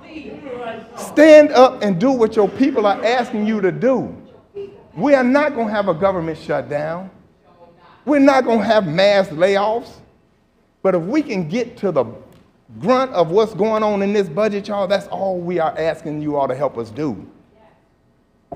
Don't take the easy route. Show some courage. Show some leadership. Don't go along just to get along. And so, again, this budget, it has a bunch of problems. I can't vote for it because of all the things that we don't know, and even the things we do know, I can't support. So, all I ask you all, really look at this, look at your soul, look at your heart, and back up and do what's right for your people, and vote no, and let's craft a budget that really reflects the values of the city of Chicago that the people have asked us to do, where the people can be proud to vote for a budget that we send them to make sure our communities are a better place to live and play. Thank you so much. God bless you. The chair recognizes Alder LaSpada. Thank you very much, Mr. President. Number one, I want to extend my thanks to everyone in this box who worked extremely diligently on this budget. I want to extend my thanks to everyone on this side of chambers who worked very hard on this budget. A lot of people that I agree with, a lot of people that I disagree with, talked about democracy. Democracy as the hard, messy, difficult, frustrating process that we work in to pass budgets. And I do think, in spite of my frustrations and challenges, that democracy is represented in the budget that is in front of us today. Do I think it is a complete and perfect reflection of my values, my community values? No. But it is a budget that moves us forward in ways that I think are responsible. Yes. We talk about frequently the voice of the people, the voice of Chicago, as though they were a monolith. And I feel like just being in this room together proves that that cannot and is never the case. While we were standing there, while others have spoken, I actually reviewed the budget feedback from my ward, and what they call on us to do is to invest in the city, to invest in our neighbors, to invest in our communities, and do so in ways that are responsible and stable. And while I feel like there are imperfections in this budget, as there are in any budget, I feel like we accomplished that for them. It holds on to the services that I think are most necessary to protect the vulnerable. It leads us in some ways in new and exciting directions. And so I'm proud today to vote on this budget while recognizing, again, the challenges in both the product and the process that got us here, and knowing that on your side, on our side, that there are commitments to move forward in ways that are productive and healthy. And I will only close by saying, because we've talked about it a lot today, whether it's relevant to today's budget, I have never met an undocumented resident of the First Ward who wasn't bringing forward my community in powerful ways. Whether they were the children in our schools, whether they were working in our communities, homeowners starting businesses in our communities, I have never met an undocumented resident of my ward who I wasn't proud to call a neighbor and a resident of my community. Thank you. Thank you. The chair recognizes Alderman Sigcho Lopez. Thank you. Thank you, Mr. President and members of the City Council. First and foremost, let me thank this administration, specifically Mayor Johnson, for being an administration that is willing to compromise and actually discuss with this body how we achieve something that every single ward and our constituents asked for, was not to have a property tax increase. And that is something that was not done in previous administrations. I wish some of my colleagues will take themselves to the past to tell Mayor Rahm Emanuel in 2016 no to a $600 million property tax increase. We needed that courage then. I wish some of our colleagues go back in time and stop themselves from privatizing a parking meter for 75 years that have been costly to the taxpayer. I tell you that I'm thankful for every single council member that is doing the right thing. On behalf of the residents of the 25th Ward, a ward that has been affected the most with the highest property tax increase across the city, hardworking people, many of them public servants that continue to serve the city of Chicago, that are thankful that we are responsible when others now talking about responsibility, fiscal responsibility, but yet find themselves and their names in federal indictment processes. So I tell you, I am thankful for this body for not engaging in council wars, because that is not what the city needs today. We are a target by an upcoming federal administration that is not only threatening our city with mass deportations, they are threatening our city by cutting federal resources that are going to harm our city. And I know that there are voices that are vocal, and I know that there are a vocal minority here trying to sabotage the city. I am thankful for those of us who are thinking for the best interest of the city of Chicago. No less than that. That is what our constituents deserve. What we achieved here in this budget, it is a fair compromise. When we're talking about cutting on middle management positions, when we're talking about taking from the mayor's office, isn't that what many colleagues asked for? Then you got it. If we're talking about doing the right thing, though, I do think it's the right thing to do. It is now a different time in Springfield. And it's a different time today in the city council. So we need a united front so that we listen to actually what our constituents say. I am going to quote the same polling that was conducted by some of our colleagues. What the constituents also said is that we don't invest enough in mental health services. 80% of the people.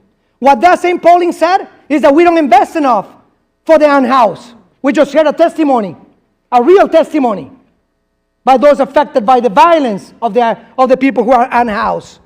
We don't invest enough in people. So to talk about the Trumpers and those who want to cut critical services, the Office of the People with Disabilities, CDPH, you tell me that that's not listening to the Trumpers that want to destroy your city.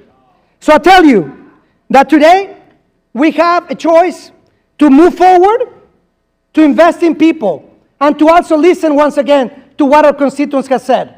Almost 80% of our constituents on November 5th asked us, almost 80%, to go to Springfield and to encourage the state of Illinois to tax the rich.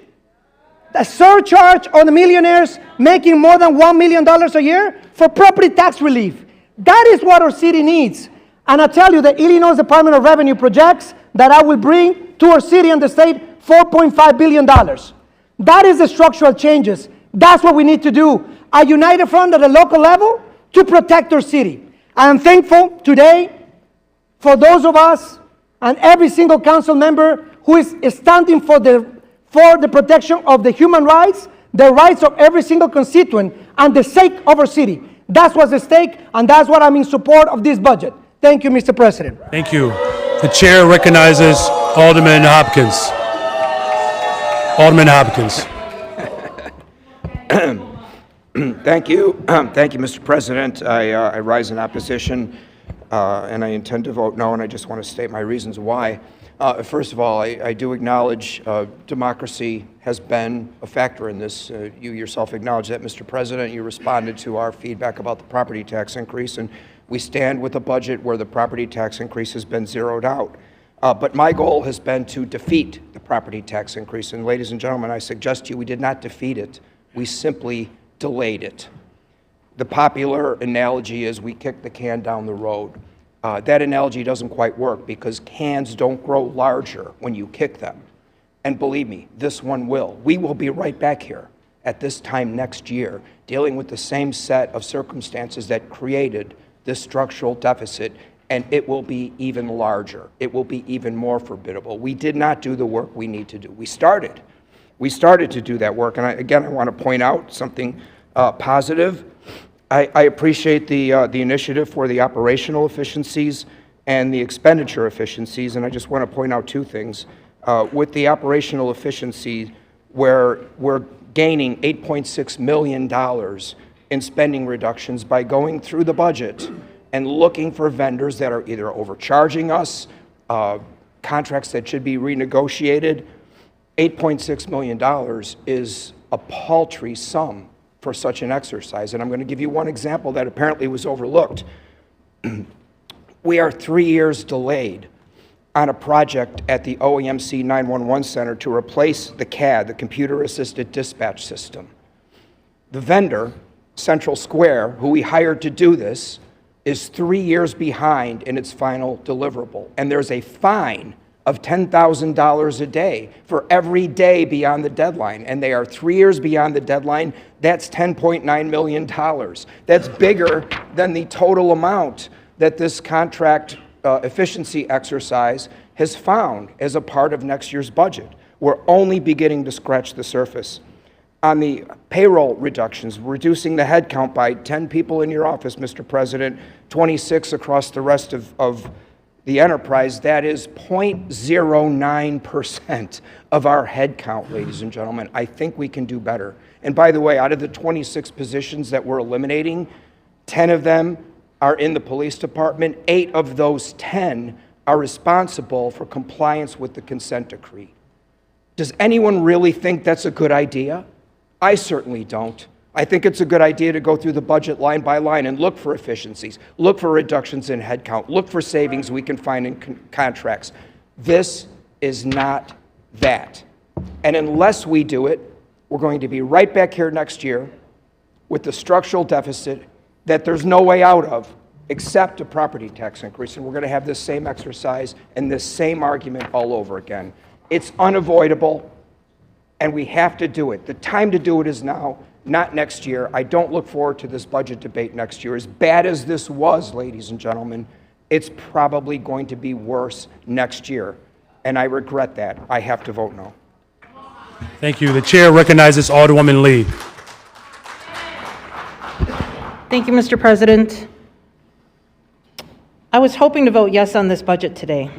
And as the vice chair of the Budget Committee, I've worked really hard over the recent weeks to be a part of the solution, to bring people together, to be reasonable and flexible and accommodating to a diversity of concerns. So I'm deeply disappointed today to say that I cannot vote to support this deeply flawed budget proposal.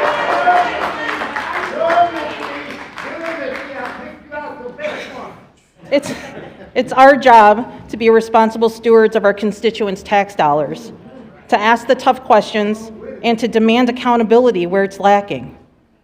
The services we rely on and the hardworking people who provide them aren't free.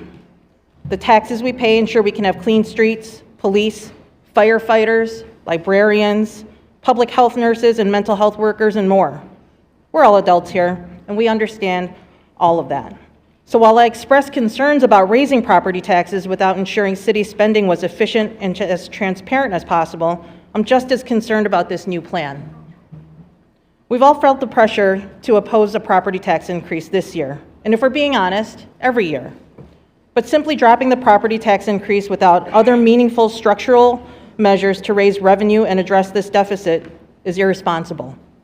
We can't afford to keep kicking the can down the road, and I fear that this is what we're doing here. All expert accounts indicate that this budget's over-reliance on one-time remedies rather than structural solutions are going to lead us to multiple credit rating agency downgrades, leading to higher costs of borrowing and a worse financial position for all of us in the out years. Respectfully, while I know everyone is exhausted and has worked hard, there's much more work to be done to improve this process on the part of your office, sir. And because of this disorganized process, I fear that we're now set up for an even worse set of choices next year, for an even worse budget season. Mayor, I hope that you and your team will conduct a thorough postmortem on this process, starting right away. Please don't wait until August to start thinking this over. Our shared constituents can't afford this level of chaos again. I stand ready to participate in that honest review process and to help be a part of a responsible and fair solution next year. Today, for all the reasons I've mentioned and more, I am a no vote. Thank you. Thank you. The chair recognizes Alderwoman Haddon. Thank you, Mr. President. I want to start off I wish I could say that I can't believe we're here today. I can't believe this happened. I can't believe this process has been so difficult. But I can believe it because myself and many others have predicted it since before October 30th. Today we're being asked to vote on the fourth budget proposal for 2025. This latest proposal eliminates the property tax increase by making some reductions in middle management positions across departments, but also by employing more one-time non-structural solutions than the last proposal. City budgets are the product of imperfect processes and tough choices. And I've never seen a budget proposal that I would call great or that I was excited to support in my time in this body. This one's no different. So while this proposal may have landed at a result that on its face appears to respond to what constituents have asked for, I agree with Alderman Hopkins. It's really just delaying harder choices for a few months, not even a year, just for a few months. He said we didn't defeat the property tax. I'll be clear, I wasn't trying to defeat the property tax. Government's not immune to inflation, and the cost of everything is going up. We need more revenue, and yes, we need to go to Springfield. I've been in this body for 5 years, and everybody's talking about going to Springfield. And we can look at those creative problem-solving pieces and think outside the box. But we also have to solve our problems for today by working within the means of the tools that we have available.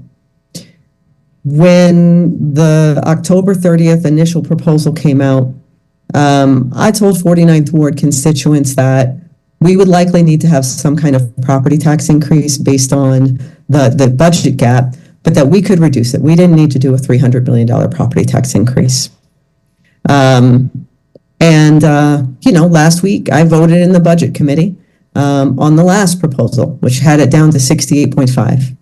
This wasn't a fantastic proposal either, but it was grounded in some sound financials and compromises, right? We closed our budget gap. It right-sized the property tax, increasing it to barely more than CPI. It also included continued investments in what Chicagoans, and I know my constituents, consistently tell us that they want. Mental health supports, housing and homelessness support, public safety and infrastructure investments.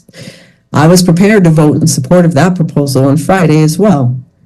But The administration didn't have the votes, so here we are. Mr. Mayor, we have heard a lot about your progressive values throughout this process, and I don't doubt them. But how we do things is just as important as what we do. And the way you've led this process has left the city council fractured, Chicagoans less trusting in government, and it's left our city in an extremely vulnerable position as we enter the next year with the promise of attacks from a new presidential administration. We are not prepared, and the fault lies squarely with you and your administration. You delayed this process against many voices telling you that it was a bad idea and leaving us less time to come together. Constantly changing budget hearing schedule made it hard to keep pace with the work in our wards and meant less time to meaningfully engage our constituents in the transparent and accountable processes around the budget that many of us do. And when some of us expressed strong concerns about the direction of the strategy that your team was taking, time and again we were ignored, rebuffed. So we may pass a budget today, but this delayed process has already caused strife and threats to city services as contracts for delegate agencies whom we rely upon for the delivery of our vital services are delayed. They don't get contracts until we appropriate the funds, people. And normally we pass a budget before Thanksgiving. And it still takes them weeks to get contracts together and out to people. So we're going to feel the pain of this in the first quarter of 2025. And that's not the pain of what the budget is, but the delay. And like this delay in process just shows an utter disregard for people's time, a disrespect for people's time. This budget may have some progressive outcomes, but the process to get here was anything but progressive. The majority of our council's progressive caucus, which I co-chair with Alder Vasquez, will be voting in support of this budget. And let me be clear that without our support, we would have had to recess again today. Our caucus's 19 members represent people from every corner of Chicago and all their diverse experiences and perspectives. And we see many of our priorities reflected in this budget. No layoffs, investments in housing and homelessness, mental health and public safety. We also have we're going to have a better, organized, more transparent process next year because of demands that members in our caucus and others made, right? In the management ordinance. So we're going to be given critical information that we rely upon in a timely manner next year. Didn't happen this year. So to my colleagues who are voting for this budget today, thank you for ensuring that bills will get paid, services will be delivered, and that we have continuity of government. To my colleagues who are voting against this budget, thank you to many of you for engaging in good faith and working to make this proposal better. Much of your feedback is reflected here as well. And to my colleagues who submitted a letter suggesting that we slash and burn the budget, but never offered any actual amendments, best of luck on your crusade. Thank you, Mr. Chair.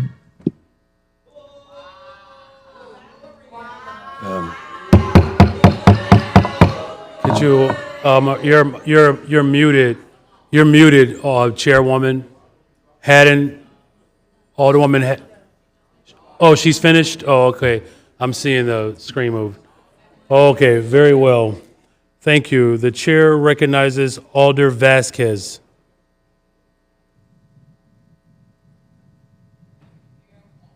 Thank you, Mr. President. 5 years ago, my ward elected me because they wanted to turn the page from the way the city's politics had been done for decades. I ran on a commitment to improving accessibility, transparency, and accountability, and it is in that spirit that I speak in opposition to this budget. The lack of leadership and collaboration from this administration made a difficult budget even harder. From introducing the budget 2 weeks late to including a $300 million property tax increase without the due diligence in finding efficiencies, to the last minute changes without proper time for us to even consider the changes before calling for a vote.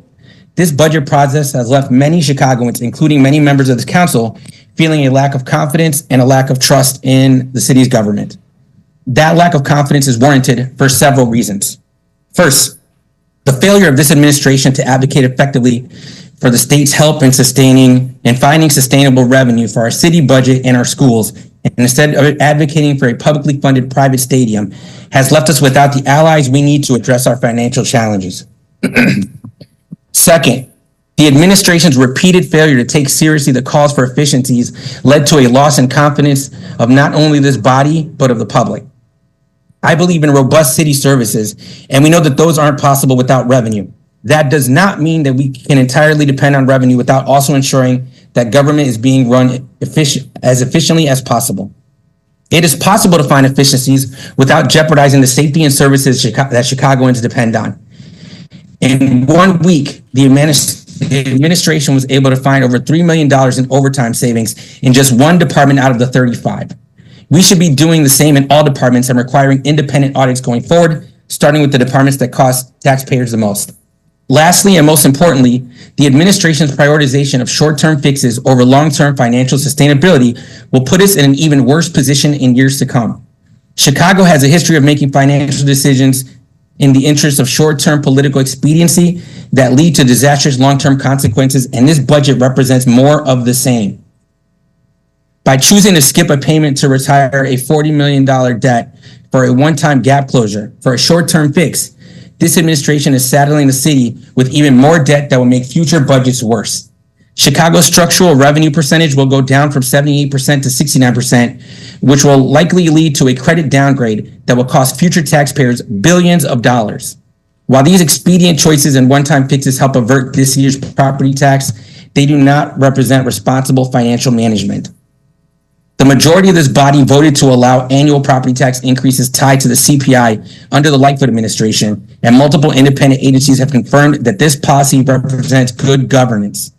The city's own analysis shows that if Chicago had increased property taxes by the CPI since 1977, that by 2023, it would have ended up with the same property tax levy that was implemented by Mayor Emanuel, but without the need to sell off city assets, generate short-term revenue to plug budget holes, borrow irresponsibly, or underfund pensions and massively drive up pension-related debts. In other words, had we implemented this practice from the beginning, Chicagoans would be investing the same in city services as they are now, but with much greater return on investment. The kind of thinking that led us to this budget here only reaffirms that it is a priority that we fundamentally change our budget process. I do want to give credit to members of the Johnson administration, specifically Budget Director Annette Guzman and City Comptroller Chase Raywinkle, who engaged in good faith negotiations that led to the responsible budget reforms that I and others were able to get included in this budget. These responsible budget reforms can help us be more deliberative as a body, can provide the accountability and transparency necessary to provide better results and more well-informed decision-making that can lead to better outcomes for all Chicagoans. I call on my colleagues to join me in committing to year-round oversight that will lead us to better, more responsible budgets in the future. I asked Mayor Johnson and his leadership team to learn from this, to learn that the bad decisions, the lack of collaboration, the inability to listen to those who disagree or those who aren't viewed as being on the team, the disingenuous talking points that are disconnected from reality, the expedient decisions that will cost us and future generations, all of that needs to end. We cannot continue down this path that undermines the progressive movement, that undermines the ability to govern responsibly, and that further erodes the public's confidence in government. Chicagoans don't have any more patience for excuses, for hollow, evasive answers, and for obliviousness from their mayor. Chicagoans deserve serious, responsible, and focused leadership to address the challenges ahead. This budget will pass because the city council understood that a government shutdown isn't an option, but we shouldn't consider this budget passing as a win. Future budgets will now be worse because of this administration's failure to engage, to listen, and for the mayor's failure to truly be the collaborator in chief. I am grateful for the group of responsible alders, good government organizations like the Civic Federation, BGA, the CTBA, and our labor allies like Adrian Alexander from AFSCME for doing everything possible to try and make this budget better. I'm grateful for your partnership. I also want to thank every neighbor who reached out to ask us to do better. While this budget does not, in my opinion, deliver on that promise, I am determined to do everything I can to keep working toward that goal. We must work together to do the hard and necessary work of creating a more sustainable, responsible budget in years to come. Chicagoans deserve no less. Thank you, Mr. President. Thank you. Are there any other alders that wish to speak to these? Chair recognizes Alderman Lopez. That's a I don't know. Good afternoon, Mr. President, members of the City Council. I rise today to pose a question. And it's a question based on a book that I bought a few years ago, a little light reading, a book that says, What If? It's a remarkable collection of essays from historians that talk about the possibilities of what could have been during some of mankind's most notable moments throughout our history. What if Alexander the Great hadn't died at such a young age? What if Genghis Khan had conquered Europe? Or if the British colonies had lost their bid for independence? What if the Civil War had ended differently? Or what if Winston Churchill was never elected or selected to become British Prime Minister? What if Pope Pius XII had actually spoken out about Nazism and the Holocaust? It's easy to look back centuries and say what if and have the luxury of time to come up with the conjecture to have a discussion. But today, I have my own set of what ifs. What if, when our first letter went out, since someone likes talking about bullet points, what if the first letter that we shared with our colleagues that was titled The Spirit of Collaboration had actually been answered when we discussed the fact that 78% of Chicagoans were likely to vote against their alderman if they supported any property tax? What if we actually sat together from the start of this process to discuss things in a manner that was befitting of what all of our wards wanted? What if, just a few days later, Mr. President, your administration would have listened and acknowledged the fact that many of us had called for the right sizing of government? And yes, we did break it down very easily in no uncertain terms.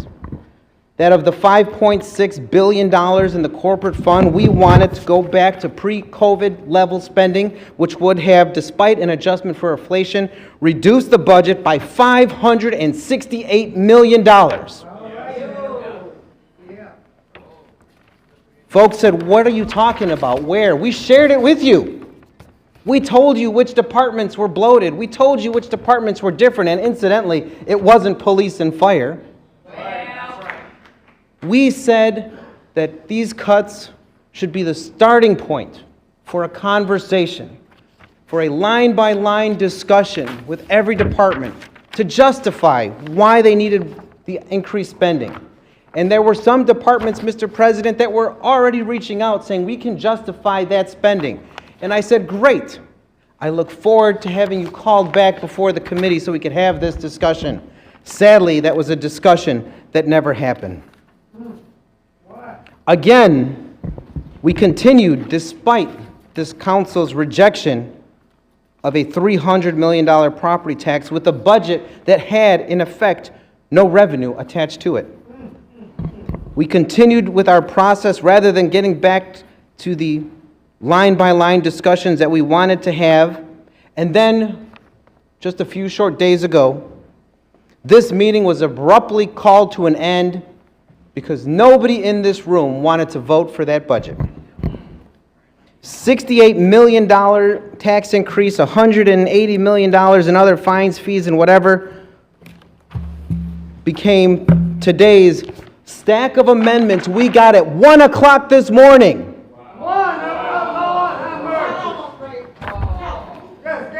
The PowerPoint was great yesterday, but finally we see in writing. And what are we learning today in writing? Why no's are becoming yeses? Because things like the sidewalk shoveling program, which was taken out, are now back in. It took us all of 15 minutes on Tuesday of last week to try and go through the amendments last time, but we're not going to have that chance today because this isn't a committee meeting. This is city council, which means when a budget amendment eventually is made, it's going to be just an up or down. It's not a discussion, it's not a debate. We're not going to hear from the CFO, the budget director, or anybody, or the comptroller. It's going to be, trust us. Trust us that what we said is legitimate.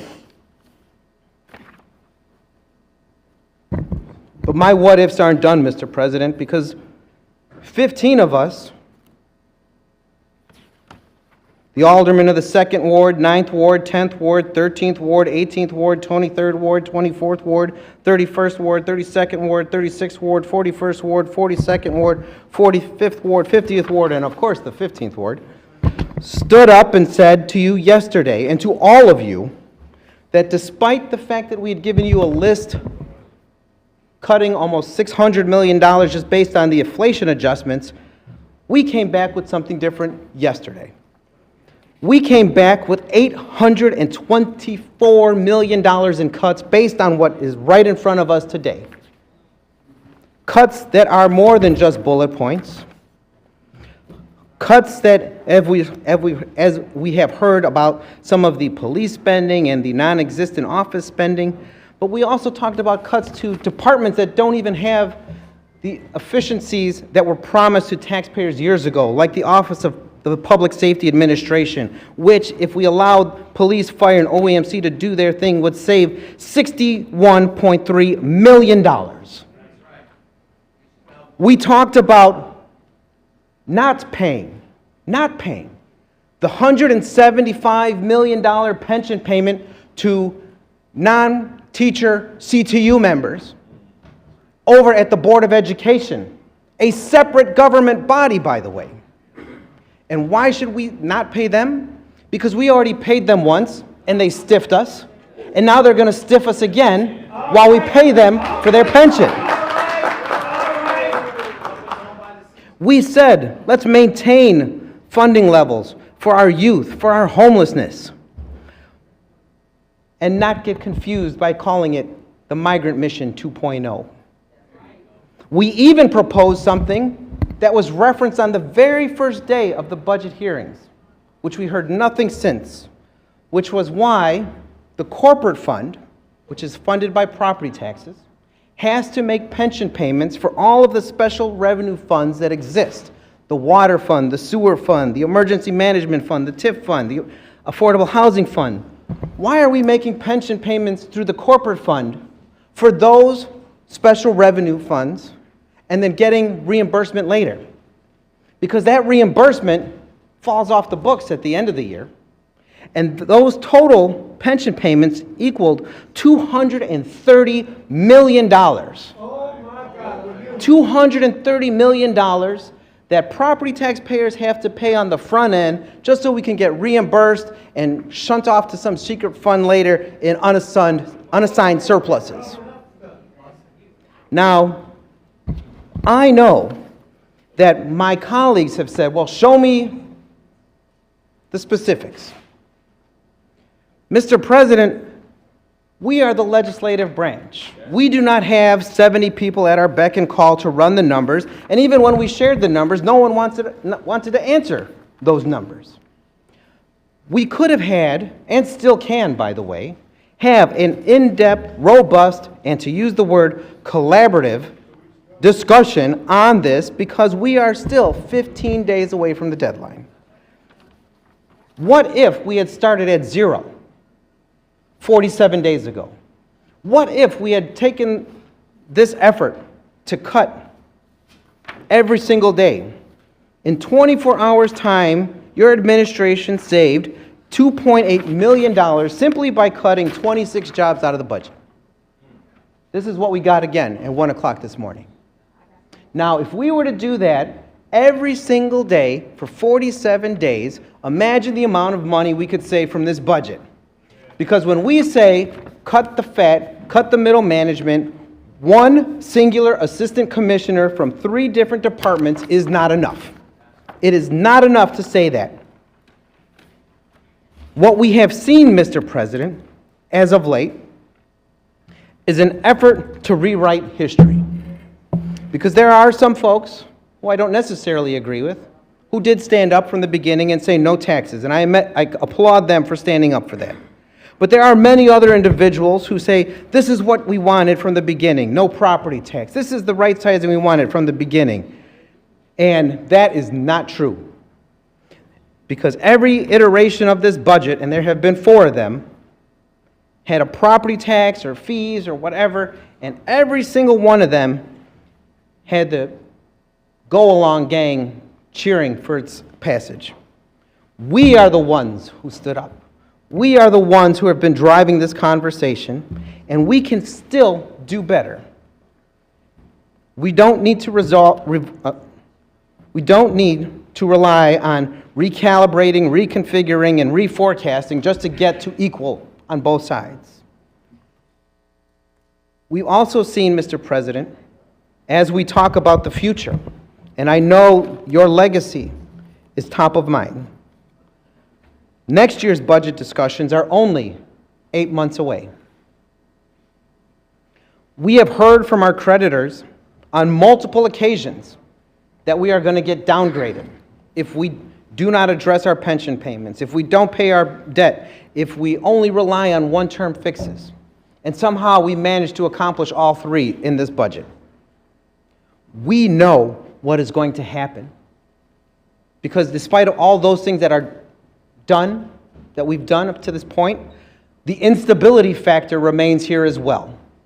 The lack of trust and faith is evident by so many, even among those who call themselves your most ardent supporters. We have to do better. And allow me to end with this, Mr. President, because I don't need to think back to history. I don't need to play back to the future. I remember when I first was elected in 2015, and I remember what the $550 million property tax was, and I did not like that. It pained me to do that. But do you know why we had to do that? For those of you who like pointing the fingers at those of us that had to make that choice, we did that because everyone before us had kicked the can to avoid raising taxes, to avoid cuts, to avoid right-sizing government, to avoid living within our means. We kept taking out more and more credit, borrowing, bonding, whatever they had to do back then to avoid any kind of fiscal accountability. In 2015, that check came due. It had to be paid. And if you think that dodging or cutting 27 jobs is going to be enough to avoid that conversation in 8 months, when we are facing a $1.1 billion deficit already and $1.3 billion in the year after that, you are sadly, sadly mistaken. The answer today should be no, because the question is what if, but what will be when this goes through and we fail our constituents again. Thank you, Mr. President. Thank you. The chair recognizes Alder Fuentes. Thank you, Mr. President. We all are elected by our constituents to represent them and their needs. So I want to tell you a little bit about mine. I represent the 26th Ward, Humboldt Park, Logan Square, Westtown, Hermosa, and Belmont-Cragen, where constituents have seen assessments displace them and where for sale signs have gone up rapidly. Where $1 more is the difference between someone deciding to stay in my ward and them leaving. When I came here on Friday, I wasn't a yes vote. I just wasn't, no matter how much I want it to be. Because there are constituents that walk into my office every single day, terrified. If they get to stay in the neighborhood they've been calling home their entire life, because they are continuously priced out. I also have constituents, young people, 16, 17, 18 years old, who live in households with single-family parents who have to be financial contributors to their household, so they need youth employment. I was also able to house over 80 households out of Humboldt Park last week because of rapid rehousing dollars to support our homeless. We are able to ensure that people get to keep their jobs and won't receive pink slips next week, who are also heads of their households. Today I'm a yes vote, and I'm a yes vote for every single family that doesn't have to worry that my vote is going to be the vote that displaces them, from a neighborhood that's rapidly gentrifying, where every single day families are hanging on by a thread because they're making difficult decisions between paying that tax bill, utilities, and putting food in their refrigerator. where young people get to have youth employment, be peacekeepers, mediators, restorative justice practitioners, where we have violence prevention dollars that are going to solve for the gang problems in which one street is the border between two rival gangs in my neighborhood. This budget invests in that. Now, is this budget perfect? No. I don't know if any other large budget of a large enterprise such as the city of Chicago will ever come close to perfect, you all. But I have a responsibility to make sure that I deliver for the 26th ward. That's what my people elected me to do. I won my election by making sure that I fight gentrification, and increasing taxes is a part of that vicious cycle of displacing people out of places that they love to call their home. Now, I know that we have an uphill battle next year, and here's my commitment. I plan to roll up my sleeves January 1. I hope that everybody in this body is going to support a program like Pilot, pay in lieu of taxes, so that we could bring that revenue in to solve for some serious structural gaps. I mean, I'm not oblivious. I know we got serious structural issues, but I have a commitment that for the remaining of my term, I'm going to ensure that I contribute to aiding the issue, not gaslighting it. We have a fiscal responsibility, and I know that people are here representing their constituents. That's why I respect people's votes today. But I want people to understand mine, because we're elected by our constituents, and I know that I'm doing them well today, because when they are looking at their tax bills next year, I wasn't the vote that displaced them. Thank you, Mr. President. Thank you. Are there any other alders that wish to speak to these items? All right, we have our final three alders that wish. Chair recognizes Alderman Riley. Thank you, Mr. President. I wanted to speak to a number of issues related to this revised budget, and just want to remind my colleagues that 6 weeks ago, you came before us and told us that we had no choice but to raise property taxes by $300 million. And then after that didn't sell, you came back to us and said, we absolutely have to raise property taxes $150 million. And to the credit of my colleagues, they said no. So you came back with $68.5 million. And then just last Friday, again, congratulations to all my colleagues for not taking the bait and saying no. And then by today, just a few hours after Friday, we're down to zero. Because all of you, regardless of your ideology, held firm. And we deserve some congratulations for that work. However, as has been mentioned by previous speakers, this administration, over the course of just 2 days, was able to identify more savings and cuts in this budget, albeit not large ones. And they could have done much, much better had they made a real and legitimate effort at doing so. But we can't pat ourselves on the back for this budget. And I've heard colleagues talk about the impact of property taxes going up on gentrification. They're 100% correct. And I wish, for my colleague who just spoke, that, and again, I respect her for her principles, because guess what? I can see what's going on in the community that she represents. Unfortunately, this isn't going to obviate property taxes for those folks next year. And in fact, we're going to be looking at a whopper of a bill next year. And why is that? Well, the way that the administration, your administration, Mr. President, has achieved these savings is through reconfiguring your savings projections and recalculating revenue projections and using deferred payments to push off obligations due today. And those gimmicks, that blend of gimmicks, guarantees us the need for a massive property tax increase next year. And it's not going to be $68.5 million, folks. Just watch. It's going to be big. Delaying a $40 million line of credit payment for a year to avoid a property tax isn't savings. That payment is now going to cost us the same $40 million next year, plus interest penalties. Now, when a cost goes up over time, that's not a savings, that's an additional cost.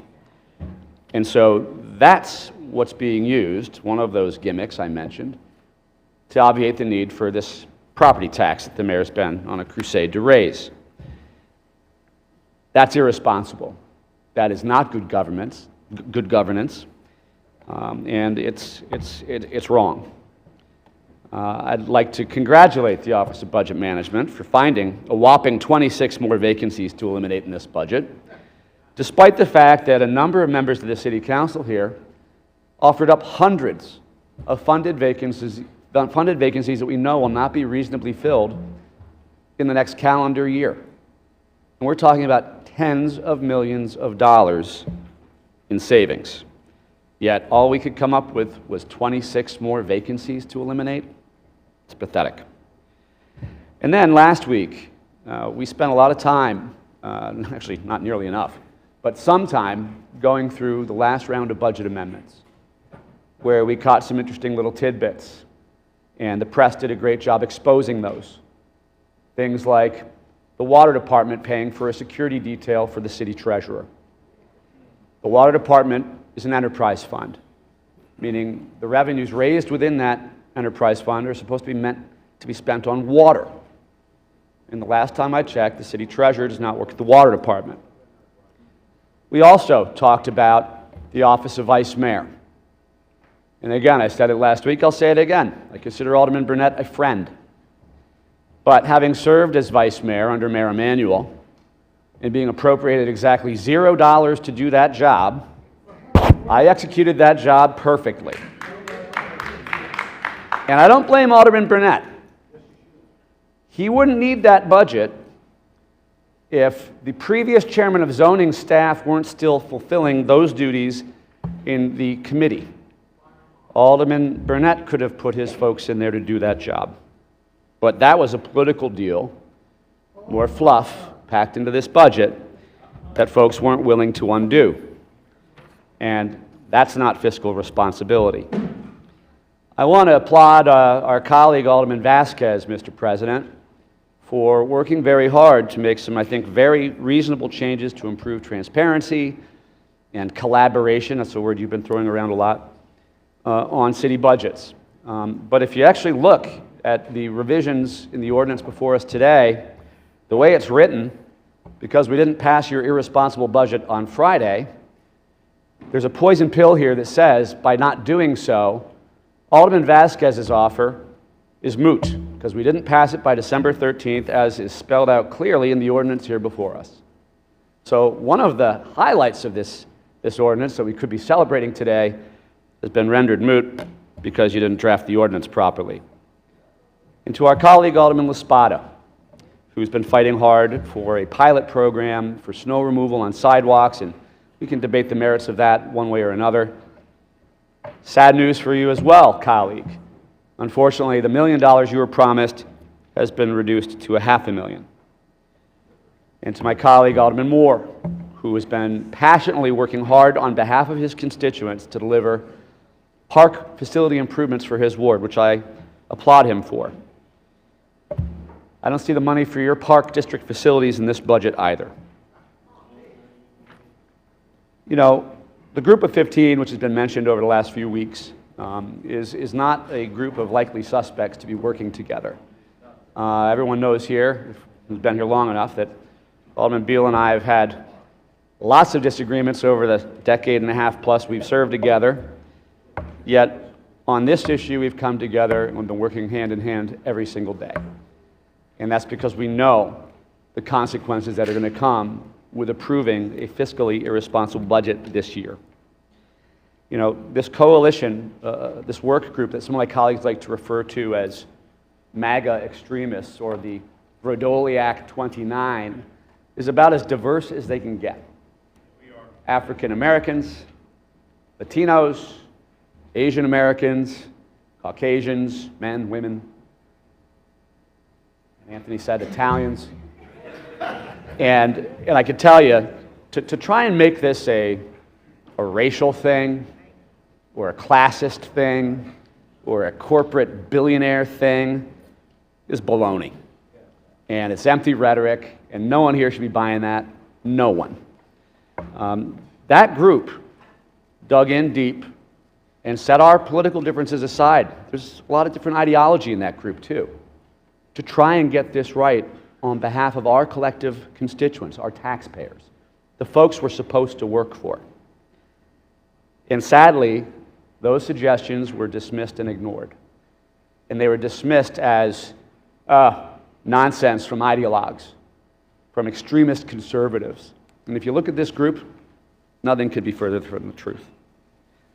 And to my colleagues who rightfully demanded that ShotSpotter be turned back on until we have a system in place to replace it. That's not in this budget. And some of you said you wouldn't vote for a budget that didn't include it. It's not in here. So careful how you vote. But that was 33 aldermen. And if we all held firm on that today, we could force this administration to go back and work a little harder. It was mentioned that it seems like every time we push back on your administration's budget, Mr. President, it gets a little bit better. And last I checked, this is not the last day constitutionally we could approve a city budget. We've still got a little bit more time here. And I'm willing to roll up my sleeves and continue the work, because this is insufficient. And I know a lot of folks are going to try and just hang on to the fact we eliminated that property tax, which was the right thing to do, as good enough to vote for this particular budget. But if you look how it's being paid for, it's just smoke and mirrors. Don't congratulate yourselves, colleagues, for having passed a responsible budget that eliminated a property tax increase, because guess what? You're going to be coming back here next year, scratching your head, saying, well, how on earth did we get to this place? How could this happen? How could this happen? It happens because of the way you vote today. So keep that in mind. There is still a little bit of time left for you to get this right. And withhold your vote and force this budget team to do its work and go back and make further adjustments, real cuts, real efficiencies. That's what a good budget is made of. It's not there yet, folks. I want to thank all of you, though, for getting us this close. We're almost there. But not if you let the administration off the hook today. So I guess I'm going to finish up real quick, because it really stuck with me. For one of my colleagues, one of my socialist colleagues, to get up here and lecture all of us about fiscal responsibility at a time when our colleague is looking to blow $1 billion hole in future city budgets by creating a brand new massive TIF district in Pilsen, at a time when this administration has prioritized closing TIF districts throughout the city. And by the way, I'm okay with that idea. That, I think, is the great irony. Telling us what's fiscally responsible when we're about to divert $1 billion away from local taxing bodies for someone's fiefdom. That's irresponsible, and it's hypocritical, and it's wrong. So, colleagues, please get this right. Please. You can hold on to this vote. For a couple more days, we can get a much better budget. Don't sell your vote cheap. That's right. Hang in there, and let's do this right. I'm voting no. Thank you, Mr. President. Thank you. The chair recognizes Alderman Ramirez Rosa. Chair. You know, I talked to many of my residents about what we do here at City Hall. And recently one of them reached out to me and said, I can't believe that there's no efficiencies in the most recent 2025 budget proposal. And I said, what are you talking about? That's not true. There's hundreds of millions of dollars in efficiencies. And I had to explain to them and walk them through the process that got here. First, when the mayor put forward his budget proposal, as he is statutorily required to do so, him and his budget team included 3% across the board cuts. It seems that in the conversations that have occurred since October, we've lost track of that. The reality is that this budget started with efficiencies baked into the first proposal. Then aldermen came forward and said, well, I'd like to see cuts here, I'd like to see cuts there, or I think we can find more efficiencies here. And departments did exactly that. We've heard some conversation this afternoon about the fact that from one week to another, departments found more efficiencies. Well, that's a direct result of the requests that were coming from this body. To me, that shows a collaborative and responsive process. Then Alderman said, well, we want to see the mayor take a cut. And so the mayor came forward today and puts forward a proposal that cuts $1 million from his office. I've been here for 10 years, and nearly every single year that mayor's office has grown. To my knowledge and to my recollection, this is the first year that the mayor's office shrinks in the past decade. And that's a direct result of advocacy from this council. So when you look at the facts, when you look at the timeline, you see a budget that has changed and morphed over time to be responsive to the requests that are coming from this council, to be responsive to the requests that we are making because we are seeking to best represent our constituents. And so the truth is that this budget contains over $450 million in efficiencies and savings.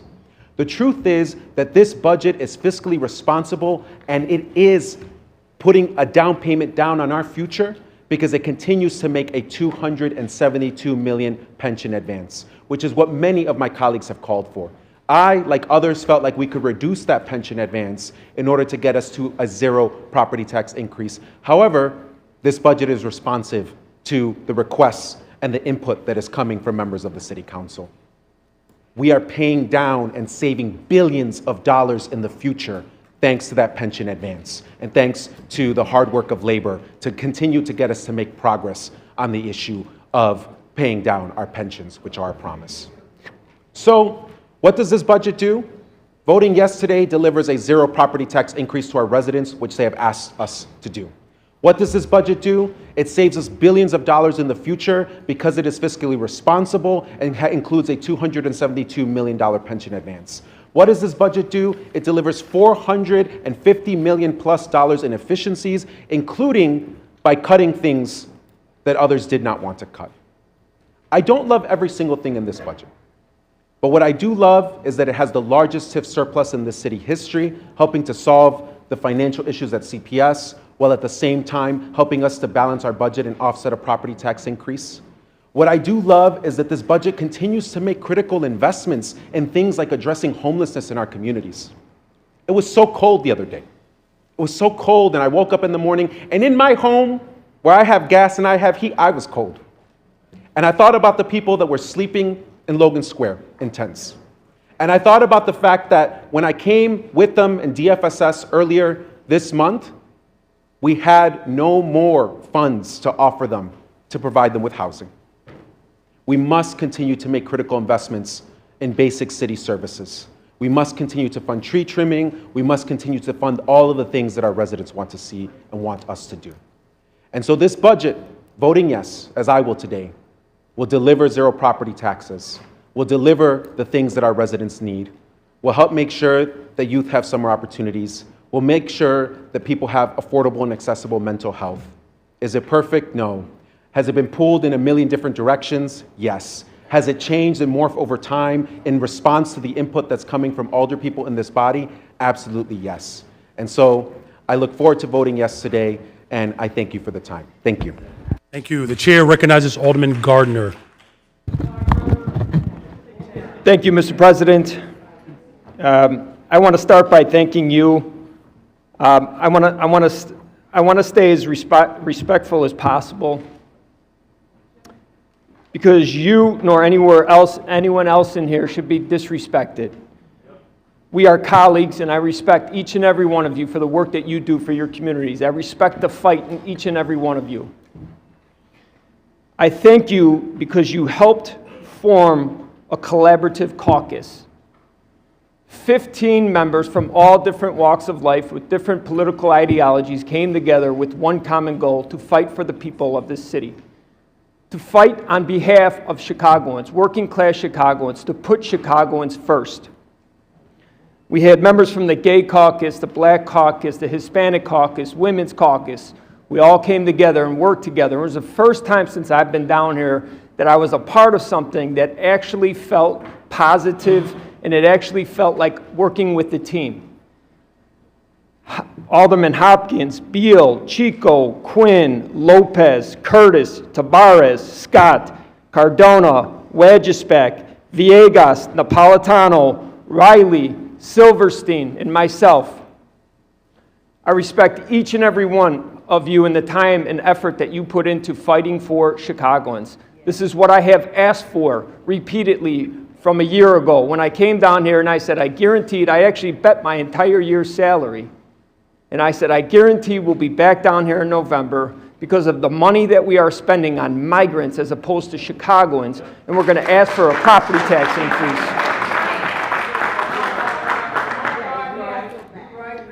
And to prove to you that I came to you with respect, when you ran against Paul Vallis in the runoff, I didn't have a dog in the race.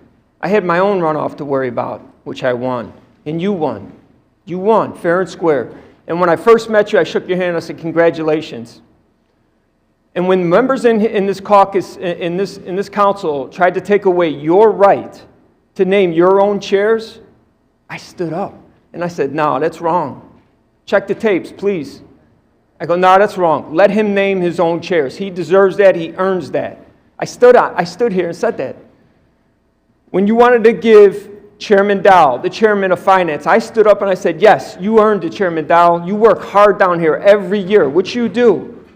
Much respect to you in the work that you do. When we brought in the ceasefire resolution down here, which arguably should never have even been brought in here, and you needed that vote. You needed that vote to be a tie in order for you to make the tie-breaking vote. I never came to you and I said, hey man, I need this for my community. I know you need me right now, but I need this. No, I voted on behalf of what I thought was right, on behalf of my community. And I voted for that ceasefire resolution to prove to you that I came here with goodwill, with my hand out to you, to say, hey man, I'm willing to work with you. Any of the appointments that you have, I always say, if they're from Chicago, man, I'm with it, man. And I always say, great job, Mr. Mayor. But like Alderman Quinn, who I can hear it in his voice, he feels disrespected, his community feels disrespected. When I hear Miss Jackson, when I hear Zoe come down here and talk, even though we look different, we may talk different, we may act different, we feel the same pain. And that's what we have in common. And that's what you're starting to see around here. Black people, brown people, white people, gay people, men, women, coming together because they don't like the way that you are treating people. I can't even get a meeting with you. I represent 55,000 people in the 45th Ward. I can't even get a meeting with you. Facts.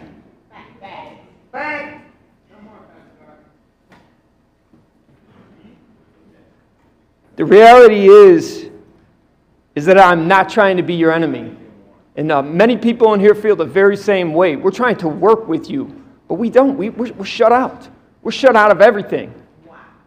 That's facts. I have proven through my track record. Please check the tapes on everything that I said. I have proven, with my hand out to you, I'll work with you. Anytime you come to the 45th Ward, you know what the first person is standing there when you get out of your car? Me. Welcome to the ward. Mr. Mayor, I respect the position. Even though our political ideologies might be different, I respect the position. But what I can't respect is you continuing to disrespect me. Because when you disrespect me, you disrespect the 55,000 people that I represent, that I was voted to represent.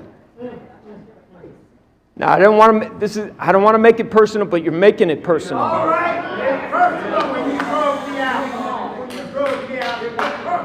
You continue to hold my head under the water. Once again, it's facts. I am trying to work with you as best as I can on behalf of my community. And once again, I feel like this is, everybody in here, a lot of people in here know exactly what I'm talking about. Exactly what I'm talking about. I'm trying to work with you, but you don't want to work with me. You don't want to work with my community. So yes, I'm standing with a lot of the people who were trying to take power away from you, and I stood with you. I stood with you. I said, no, man, that's wrong. He earned it. He's the mayor of Chicago. He got voted in. He won fair and square. He's the better man. He won. But you still want to disrespect. I wish you well. We'll be back here, like Alderman Hopkins said, we'll be back here next year talking about even worse budget. It's going to be even more difficult. I suggest over the next year, I beg of you to start talking to some of the members. There's only 50 of us in here.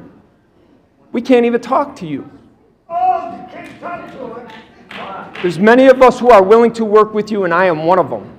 But if you continue to shut the door on me and my community, I have no choice. So I'm against this budget. Are there any other alders that wish to speak to these items? Any other alders that wish to speak to this item? Chair recognizes Alderwoman Mitz. Thank you, Mr. President. This has been one of the most stressful budget that I've been in the 25 years I've been in with the council. And one of the reasons that I had so much reluctance right off the bat, I knew I wasn't going to vote for this budget. Because I've been asking for help with my community. I done went with everybody, I done just begged and pleaded, not for me, but for the people that live there. If the people are struggling and suffering from the flood, the largest flood in the history of the city of Chicago, right in the 37th Ward. My colleagues, everybody just go on and act like they don't hear. My colleague Alderman Coleman, the Black Caucus stood up, we got $5 million. I'm like, well, okay, $5 million. But now that got to be split between 5 wards over on the west side. I'm like, damn. That's what I said. This got to be something here. What am I supposed to do to help? And look, as long as I've been on this earth fighting for my community and fighting for what's right, I would never stop. And I would never stop speaking until they get some help that they need. I'm not going to stop. And Mr. Mayor, finally, we get to this budget. We got to wait till to get to the budget to get some help. Well, we're here. And yes, I'm a country little girl, and I don't mind being country because that's where I'm from. And sometimes my community understand that better than any of those that have been to college and got their degrees. Because I'm going to put it to them plain. I don't cut no corners, and I'm not going to talk with a forked tongue, and I'm not going to play no games because I don't have time. I stopped playing when I was a child. I'm a grown woman now. And anybody that know, if whatever profession you in, we should be able to count 26 votes. Now, I done spent all this time trying to get the 26 votes.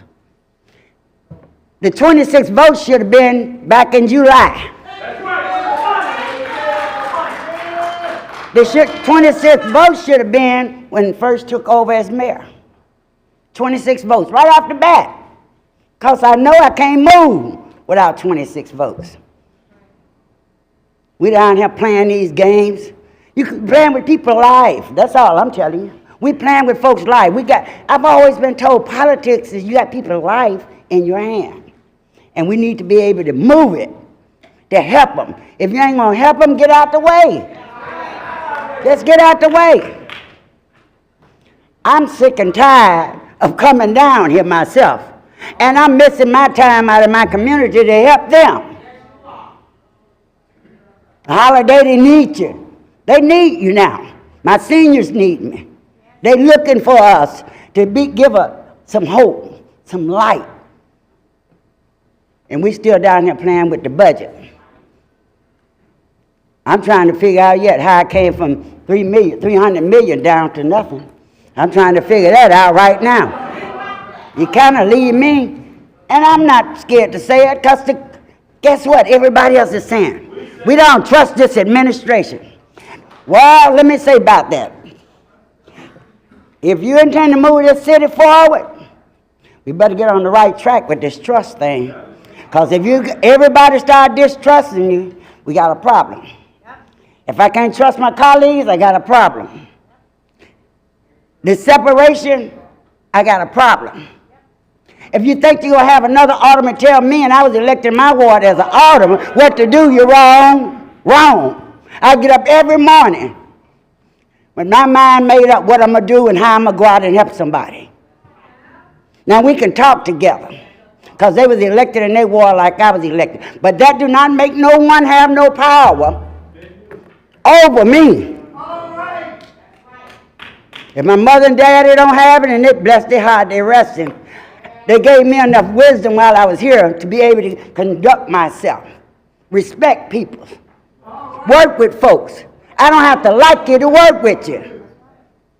We need to stop playing games down here. All these, some of you ain't never been in government, don't know nothing, can't nobody tell you nothing. Run around here like you got all the answers. You don't have all the answers. People's out here looking at us. Now my community told me, don't vote for a property tax, and I stood fast and not vote for them. But the mayor, you done changed that. Taxes off the table. They've been texting me, saying, yay, they glad, so that we can help uplift the city. We think we got time. I think things can change. But you got to roll up your sleeve and want to change. Y'all need to change your heart. When you go through the holiday, let the light shine down on you and know that Jesus Christ was born. That's what you need to know. A little baby in a manger. And that's what we are, babies in a manger. Get some sense. Stop putting your elbows up like you got something. A lot of us talking about taxes, raising people's property taxes. You know what I said? Man, before I became an alderman, I remember I was having that same problem. I'd be damned if I'm going to go out and vote a higher taxes when I know I had the problem. They don't have the money. Oh, but you know, Mr. Mayor, you didn't have the money either, right? Because you didn't have the water bill paid either when you became mayor. So we can't be putting no prices on our community like that. But I'm grateful today, and I am voting for it. I'm voting for the budget because I want us to get it right. Whether they like it or not, I am doing what my community want me to do. Alderwoman, they elected me, and I'm going to represent them. Alderwoman, just a second, please. I would respectfully ask that the members in the gallery to stop being disruptive, please. Sergeant at Arms, please help us restore order. Look. Thank you. Just a second, Alderwoman. Okay. I want to make sure that you can hear. The Sergeant at Arms, thank you for helping to restore order. Set them out. I would ask that the members in the public chamber please refrain from speaking out of turn. He wanted to go anyway. Just a second. If you all continue to shout, I'm going to have to ask that the Sergeant at Arms remove you all. Alderwoman, See, Mitz, please Mr. Mayor, continue. can I keep going? I don't like to be held up because they ain't representing nobody out there. There's nobody elect them out there to do nothing. I want to make sure that you can And be I heard. ain't worried about them. I've been elected 25 years, and I'm still here. So I got to be doing something right. I ain't down here raising hell about nothing. My neighbor across the street sent a message to me, made sure that I tell you, don't tell Alderman don't raise my taxes. Now I got to worry about my community, folks. Your neighbor, Mr. Mayor, I met him in Walmart store. He told me to tell that mayor to make sure he don't raise the taxes. I said, I'm trying my best. Your neighbor, I wouldn't get his name because I don't want you to have to go back and mess with your neighbor, but I'm sure right now he's glad about you not raising them taxes. And we need to put together, Mr. Mayor, we need all of us working together. I see you have a few that you work with here in this council, but as your senior audit person in this city, I'm telling you, you got to bring everybody together. You got to try. And when you don't try, you're going to fail every time. And you're going to keep having this divisiveness going on in this council. So I want to thank you for it, and I'll be voting on the budget. Thank you. Thank you. The chair recognizes Alderman Villegas. Thank you, Mr. Chairman. I want to thank the 15 aldermen that stood up and pushed back around property taxes. And as we wrote these letters and the amount kept coming down, I've joked with them that we should continue writing letters because we may have a surplus based on the letters that we're writing. But listen, there's a lot of savings within city government that just hasn't been realized. And it's been because it's been lazy. There's only so many levers that we can pull in order to generate revenue. Property taxes, fines, fees, and tip surpluses. But as the chairman of technology, I've spoken with tech firms to figure out how to deliver services. Listen, government, we don't manufacture or sell widgets, we provide a service. How can we do it in an efficient manner, at the same time, realize savings for our constituents? Get businesses up running and quicker, which in turn realizes revenue. This was brought to the Budget Committee, the Budget Director, the Comptroller, zero. We could have saved $40 million on time and attendance by using a technology that already exists that the county's using. All we would have to have done is piggyback off a contract. Crickets. We could have took a look at engaging some of our IT companies that have told me that they can save, and willing to put it in writing, they could save us anywhere between $50 to $75 million by taking a look at duplicative licenses. Talked to another company that talked about requiring CPD to go to the cloud for their body cameras instead of having servers. Again, cost savings. Kicking the can down the road and not finding structural revenue or efficiencies is a problem. The deficit that we're going to be facing in 26 and 27 are going to be anywhere between 900 to 1.2 billion. Now, while we're in Springfield, we should be also taking a look at the pension obligation and the manufactured date that they gave us to come to 80 to 90%. Extending it a little bit, but also codifying that we'll make the actual repayments. That's what's choking this budget, is this pension obligations. And we're going to make sure that the pensioners get paid. We're going to make sure the pensioners get paid. They invested in those pensions. They deserve to get the payout.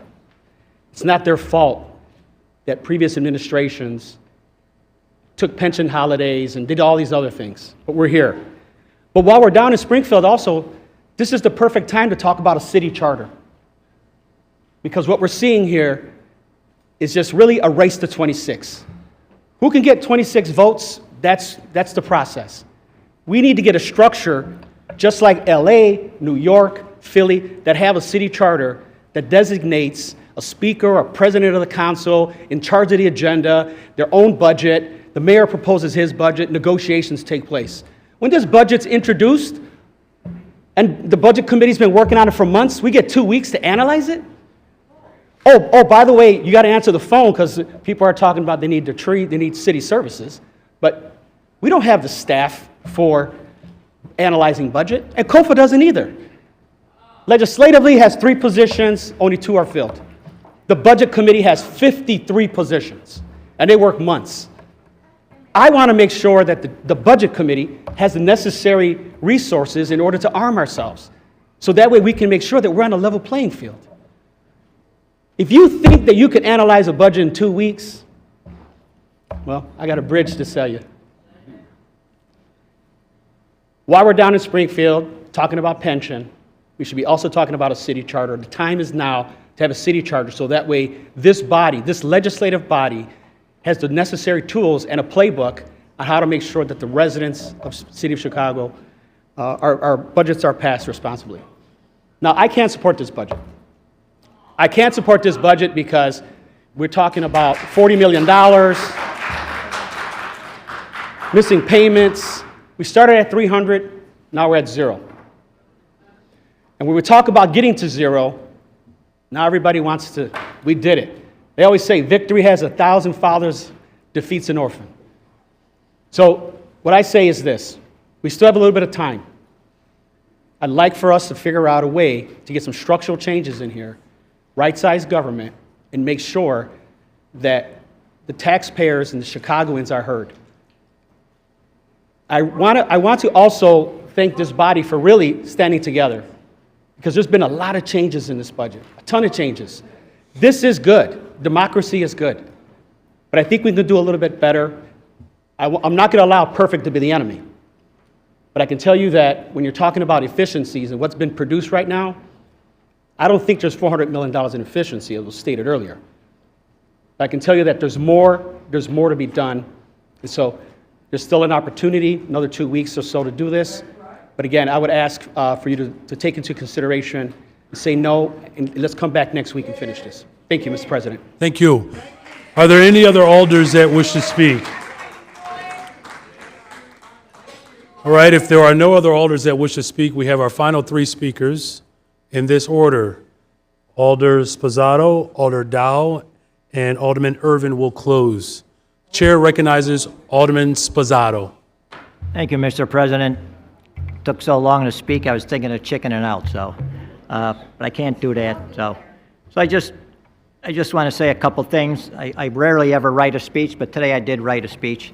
So I'm going to be half from the heart and half from a written comment. So just want to remind everybody that more than 15 people fought against the property tax increase. It was 50 people that stood up against it. So, and you guys heard us. You went back to the drawing board. You got it down to another point that we couldn't accept. You went from 300 to 68. That was kind of rejected. That's why we delayed it till now. So there was more than 15 people that stood up and fought back. So I just want to bring that to everybody's attention. I heard from a lot of my constituents, of course.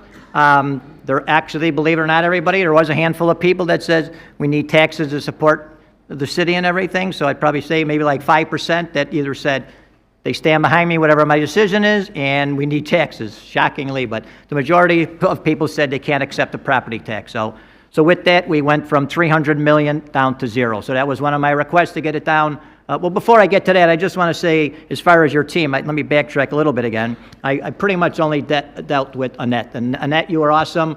I don't know if I called you the most, the least, in the middle of the pack, whatever, but you always returned my calls, always answered my questions. I even reached out to Susie Park a couple times for some help and some understanding. So, Annette, you were there for me, and I appreciate it.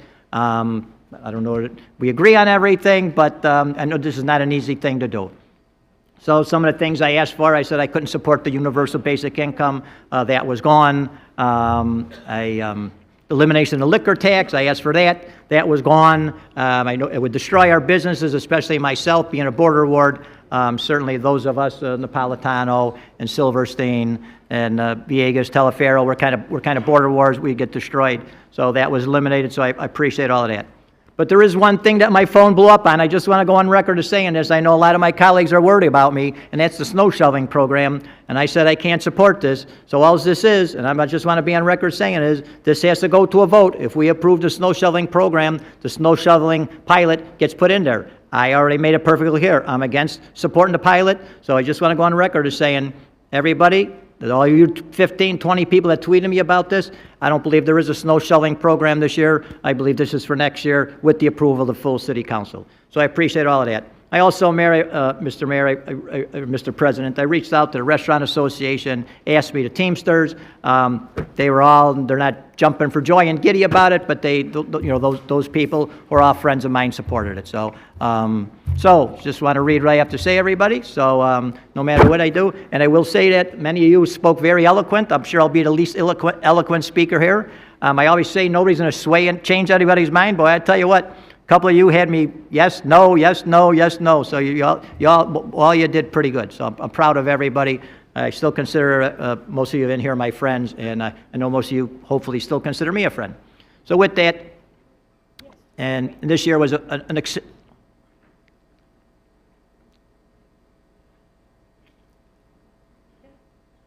Take your time, sir. Sorry. It's all right. Take your time, sir. This year's budget was a little hard on me because I lost a close family member. So I'm always here, but this year I wasn't here like I was. And I'm sorry, everybody, but it was an especially tough one on me. So, okay, thanks.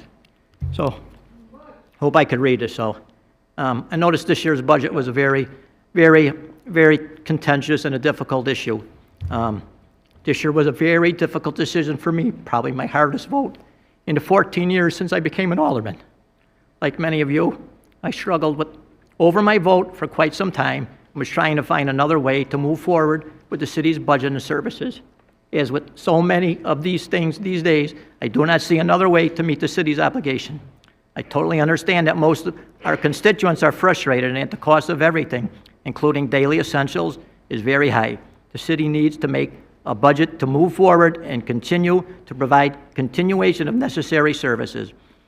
The last several years have proved very problematic, and with the COVID pandemic and the influx of migrants, inflation, and crime on the rise. Due to these circumstances, our city resources have been strained in ways that we have not encountered before.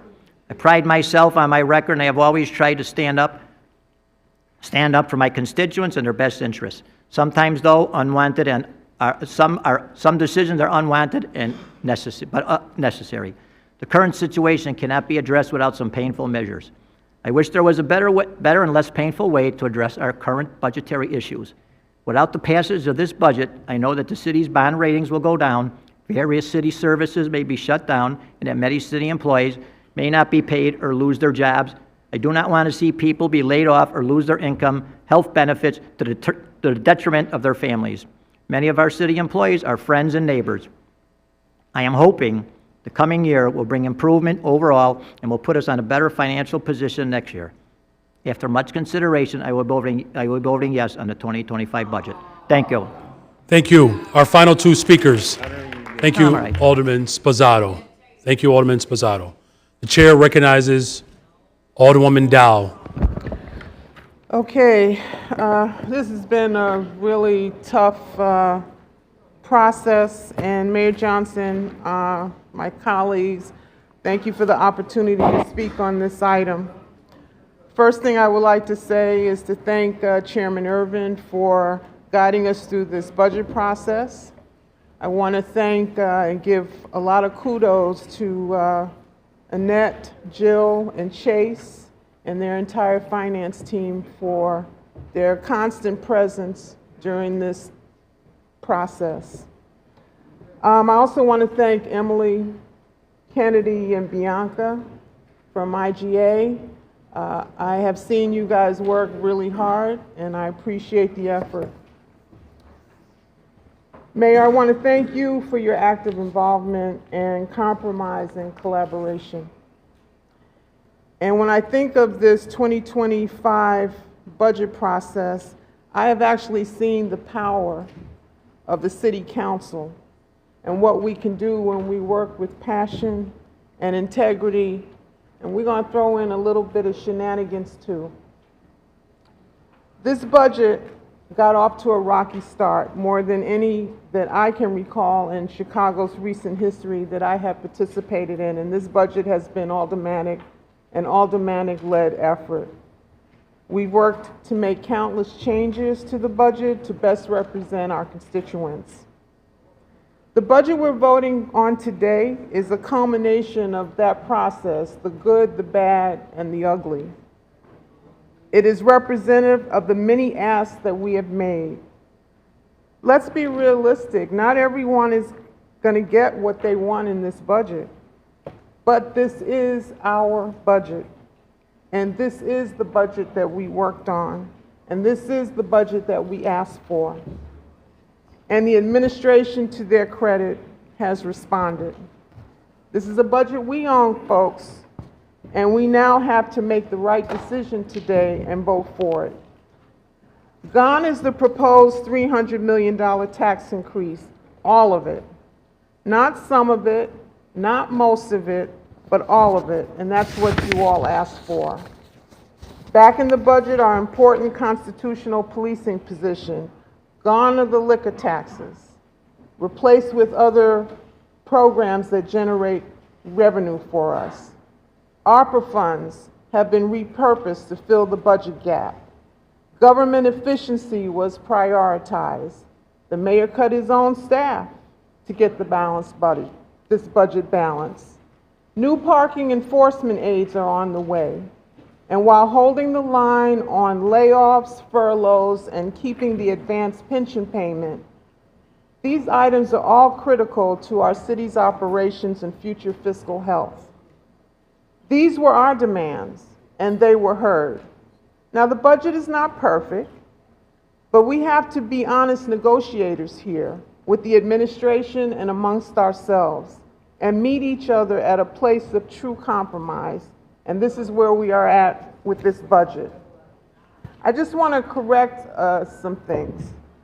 First, the budget is almost 70% structural modifications with 30% one-time fixes. We have not $450 million in cuts, but $460 million in cuts and efficiencies. And over 470 corporate positions were cut in this budget, and the corporate budget is only $5.79 billion. So when people think of the entire budget, our focus was mostly on the corporate budget. This is where we are with this budget. And it's not 2019, Alderman Lopez. It's 2023, no matter how much we wish it was 2019. Just like I can't go out and buy eggs or gas or a house at 2019 prices, I can't pay city staff. Thank you, Madam Chair. She is directing her comments to me. She is. I can't pay city staff or our contracts or our obligations at 2019 prices. That comparison is a fallacy. These prices simply don't exist today. Inflation is real, and as a city, we need to get through it together. But that doesn't mean we can't be judicious and efficient in our spending. And that is what we have done. We've done this through cuts to vacancies, improving government efficiencies, having event organizers pay their fair share, repurposing ARPA funds, and instituting limited fee increases. This budget does the two most important things we do as a government. One, it delivers City of Chicago services, which I believe, after traveling in a lot of different places, we do it best here in the City of Chicago. And that's what our residents want. And it does that through a balanced fiscal year 2025 budget. The other thing that this budget does, it makes clear to our residents that they pay enough. To all the taxing bodies, not just to the city, but the state, the federal government, the county, and our sister agencies. We need to make sure that our partners step up, and it can't all be on Chicago back. But until that happens, and I hope it happens soon, this budget makes responsible choices for the proper stewardship of our city. And this was made all the more possible by the continued work of all of my colleagues right here in this chamber, who tirelessly advocated for the best budget we can for on behalf of our residents. So please, I ask you, like you have done throughout this process, be a part of the discussion and a part of the solution, and join me in supporting this budget and passing it. Thank you, Mr. President. Thank you. For our final speaker, the chair recognizes Alderman Irvin. Thank you, Mr. President. One item I do want to clear up before I go into the conversation as it relates to a point that the alderman from the 42nd Ward brought up in relation to the substitute management ordinance as amended.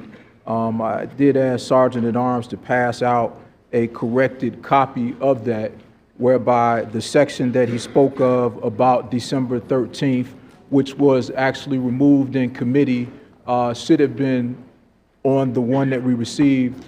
These last two pages with the top page makes that correction. So just so that everybody knows and understand, those items that were talked about as far as mid-year budget reporting and those provisions that were added to the management ordinance are still in the management ordinance and do not have an expiration unless the ordinance does not pass in its entirety. So I do want to make sure that we are all correct and clear on that.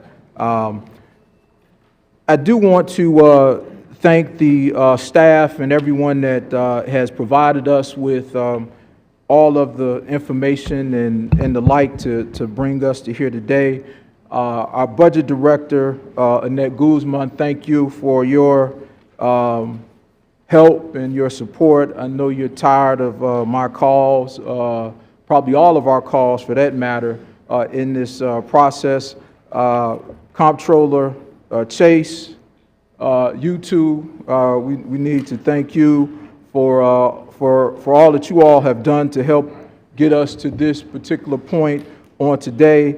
And finally, of our finance team, our CFO, Jill Jaworski, again, I want to thank you all for leading us and helping us with information.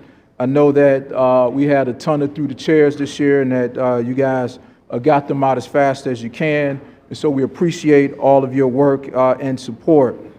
The staff from IGA, Kennedy, Emily, Bianca, Ugo, really thank you all for your collaboration and working with us, bringing things that were needed, answering questions, working with the departments and getting the information that is necessary for us to continue and to get to this point today.